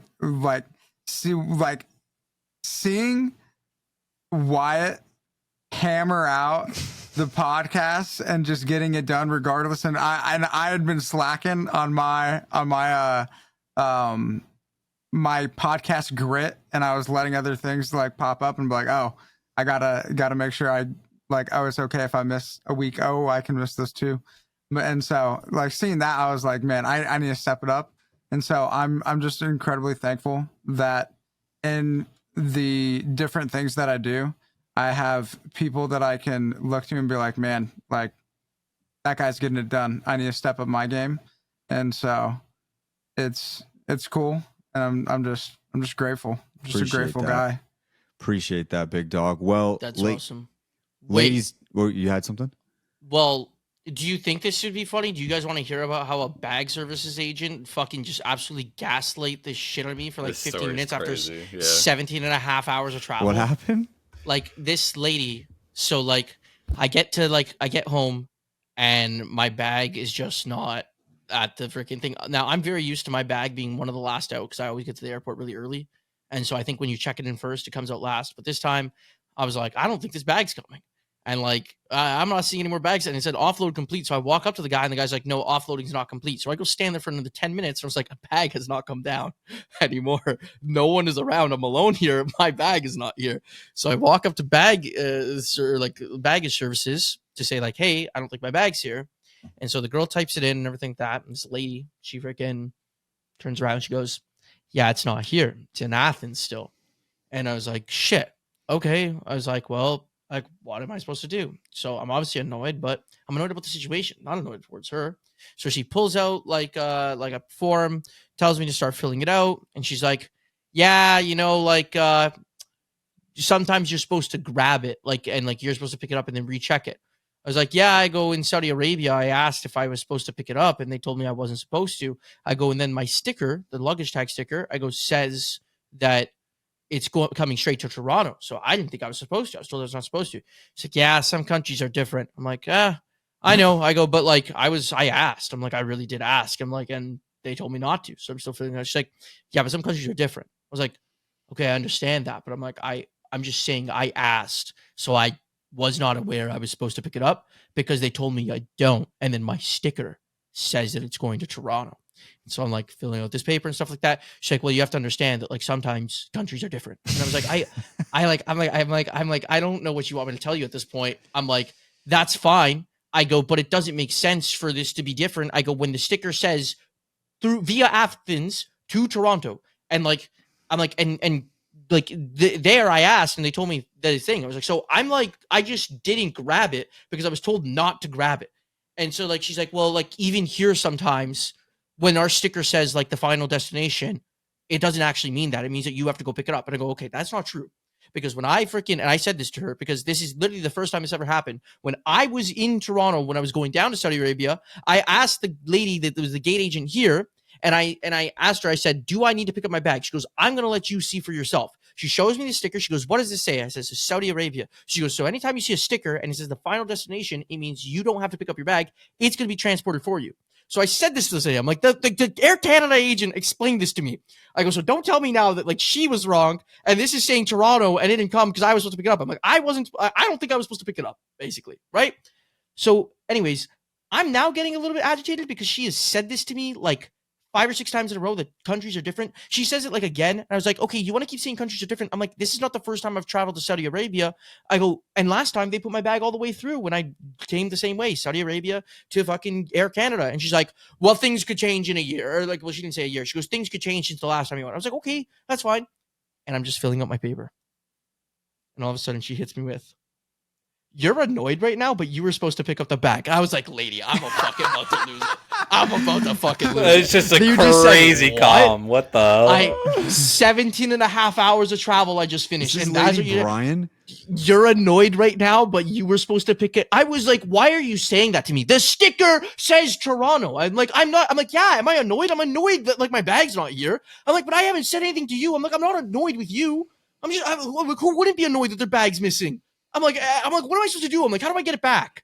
And she's like starting to ask me for my details. And like, I'm filling out this form that has the details. She's like, what's your email? Okay. I'm like, so I'm spelling it out for her. She's like getting it wrong. I was like, here's the paper. Just read it off the paper. I just filled out all the information. Why are you asking me now? Like, and then like, this is where she started, like, she's rage baiting me so hard. So she gives me the thing. She goes, give this to the customs agent before you leave. I go, do I get a copy? She goes, no. So I go, okay, I want a copy. So I take a picture of it. I walk up to the guy, I'm walking away. The guy goes, hold on, hands me a copy. I'm like, and just even that I was like, she didn't even know I do get a copy. I do get because it wouldn't make sense. Why wouldn't I get a copy? So yeah, she was just rage baiting the crap out of me. You just found that one person that doesn't know how to do their job, bro. Like, honestly. Oh, and then like the better part is, you know that some countries are different, though, right? Yeah, some countries are different. So then like the other thing too, things can change. So she goes, you're gonna get an email. The email comes through. She goes, okay, like, you know, you can use that link at the bottom. She doesn't say for what. She just says you can use that link for the bottom. I'm like thinking she means to track because I look at it all and it says important link, and I think that means it's a tracking link. That's what seemed reasonable at the moment. And it was a tracking link. But here's the thing. I get home home. I'm tired as fuck. I'm annoyed. I do whatever. I tell my family about my trip. I go to bed. I wake up the next morning. I'm looking at this thing and I'm reading the email and it says, this is not a missing bag claim. Follow the link below to make a missing bag claim. I was like, she didn't make a missing bag claim. So I clicked the link below and then I put in my booking reference and it says, unable to do this. Please see a baggage service agent before you leave the airport. I'm at home. And then after I was like, okay, wait. There's another code. I'm like, maybe that code has to go in this second slot. Unable to track your bag at this moment. I was like, what the fuck? So I get on the phone. I call Baggage Services. Baggage Services in Air Canada in Toronto Pearson Airport no longer has a phone number. It's a robot that basically tells you, actually, I don't remember what it tells you. In short form, it tells you go fuck yourself, and then it says goodbye, and it hangs up. A robot. It's a robot that basically says, you're shit out of luck. We don't have a phone. Goodbye. And it hangs up on you. I was like, what the fuck? That's so then I punk stand rock. on 45 minutes. I'm on hold with a different freaking service to try and just get them to connect me to someone there. None of it works. I have to get in the car, drive back to the airport. I have to get the baggage services. I had to basically just like walk through a giant door that says, do not enter. And I just walked through it to be able to get the bag services for a 3-minute conversation with the guy going, they did file the missing bag claim. I don't know why it's not working for you for all the freaking tracking. Yeah, I'm sorry. They got rid of all our phones. We think it's stupid too. Your bag will be here tomorrow at 11:30. So I got my bag back. Oh, okay. So you did get the bag. Yeah, All right. I got the all bag. right. I got the bag. All right. Yeah. Just making sure you got the bag. Because I got like the that would bag. be terrible. You know, it'd be funny if she like told you all that stuff and she was just roasting your ass and rage baiting you. And she's like, sir, I need to go on my lunch right now.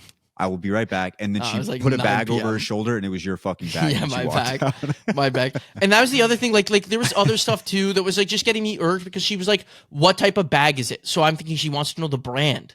So I was like, I don't know the brand, but like I had my parents on the phone at the time. I was like, what's the brand of the bag? They're like, Brit bag. I go, Brit bag. She goes, no, hard or soft. You didn't say that. You didn't. I'm supposed to know you want to know it's hard or soft bag. You didn't ask me that. You asked me what type of bag. I'm thinking brand. And then she goes, what color? And then I was like, I so I give the color and then she said something else. I don't remember like fucking what the other thing was. And then there's a fucking part on the fucking forum that wants to know if I bought stuff in Saudi Arabia and what the value of it was. And there was 2 lines and they basically asked the exact same thing. But I thought the second one was asking what's the value of my stuff in the bag, which was like thousands of dollars. So she's like, put 0 if you didn't buy anything. I was like, but like there's thousands of dollars in that bag. So like I'm not fucking putting 0. And then like when I need to go claim that this bag went missing, they're like, well, you said you had nothing in it. So we can't give you. But like she just wasn't explaining anything to me. She was rage baiting me. I think she was having fun. I say with we it. get her on the pod. No. I think that sounds like a fire idea. That's fucking That sounds like a insane. good time. For sure. A surprise guest for the heart to heart pops in at the end. Yeah. Just Karen from That'd Air be great. Canada. Oh man. Well, at least you guys got it done. That's all that matters. You got the Yeah. bag. Everything's My- good. Yeah, and you learned your lesson. You learned that some Some countries things always change. grab your are bag. Are different. different. They Some are countries different. are different and things can change. Look at that. Look, hey, she's not wrong. Countries are different. They are. No, she was Countries are 100% right. Actually, She was just 100% right. she was hitting you with facts, and you just didn't want to hear. Yeah, it it just 'cause you were sounds like mad. this is a personal problem, actually, John. Yeah. All right. I don't know well, why I thought ladies and Canada and gentlemen. Athens were the same. Ladies and gentlemen, thank you guys for tuning into another episode of the Apex podcast. Shout out to Esports World Cup. This will conclude the Shout out to the bag Esports service World league. Cup series. Thank you guys. If you guys tuned into all of the episodes, we really do appreciate you guys. Big shout out to y'all. And now we're getting ready for a long 6-month stretch. A long one. It's going to be a long 6-month stretch. So bear with us for a while here. But Yeah, boys what? and we have girls. Okay, we Pro got League Pro split League to too. talk about. We got Pro League to talk about. That should A hold very us over for important a got minute. us- Pro League that's split got us- too. That definitely means as much as the land. Yeah. We got 6 weeks of Pro League on this pod, and then if the pods start coming out every 2 weeks, do not be upset. Do not be upset. Do not be upset. Sometime after October 12th ish, if it slows down, you know what? Yeah. Yeah. All right. Well, ladies and gents, we'll catch you guys next week for another episode of the Apex podcast. See ya.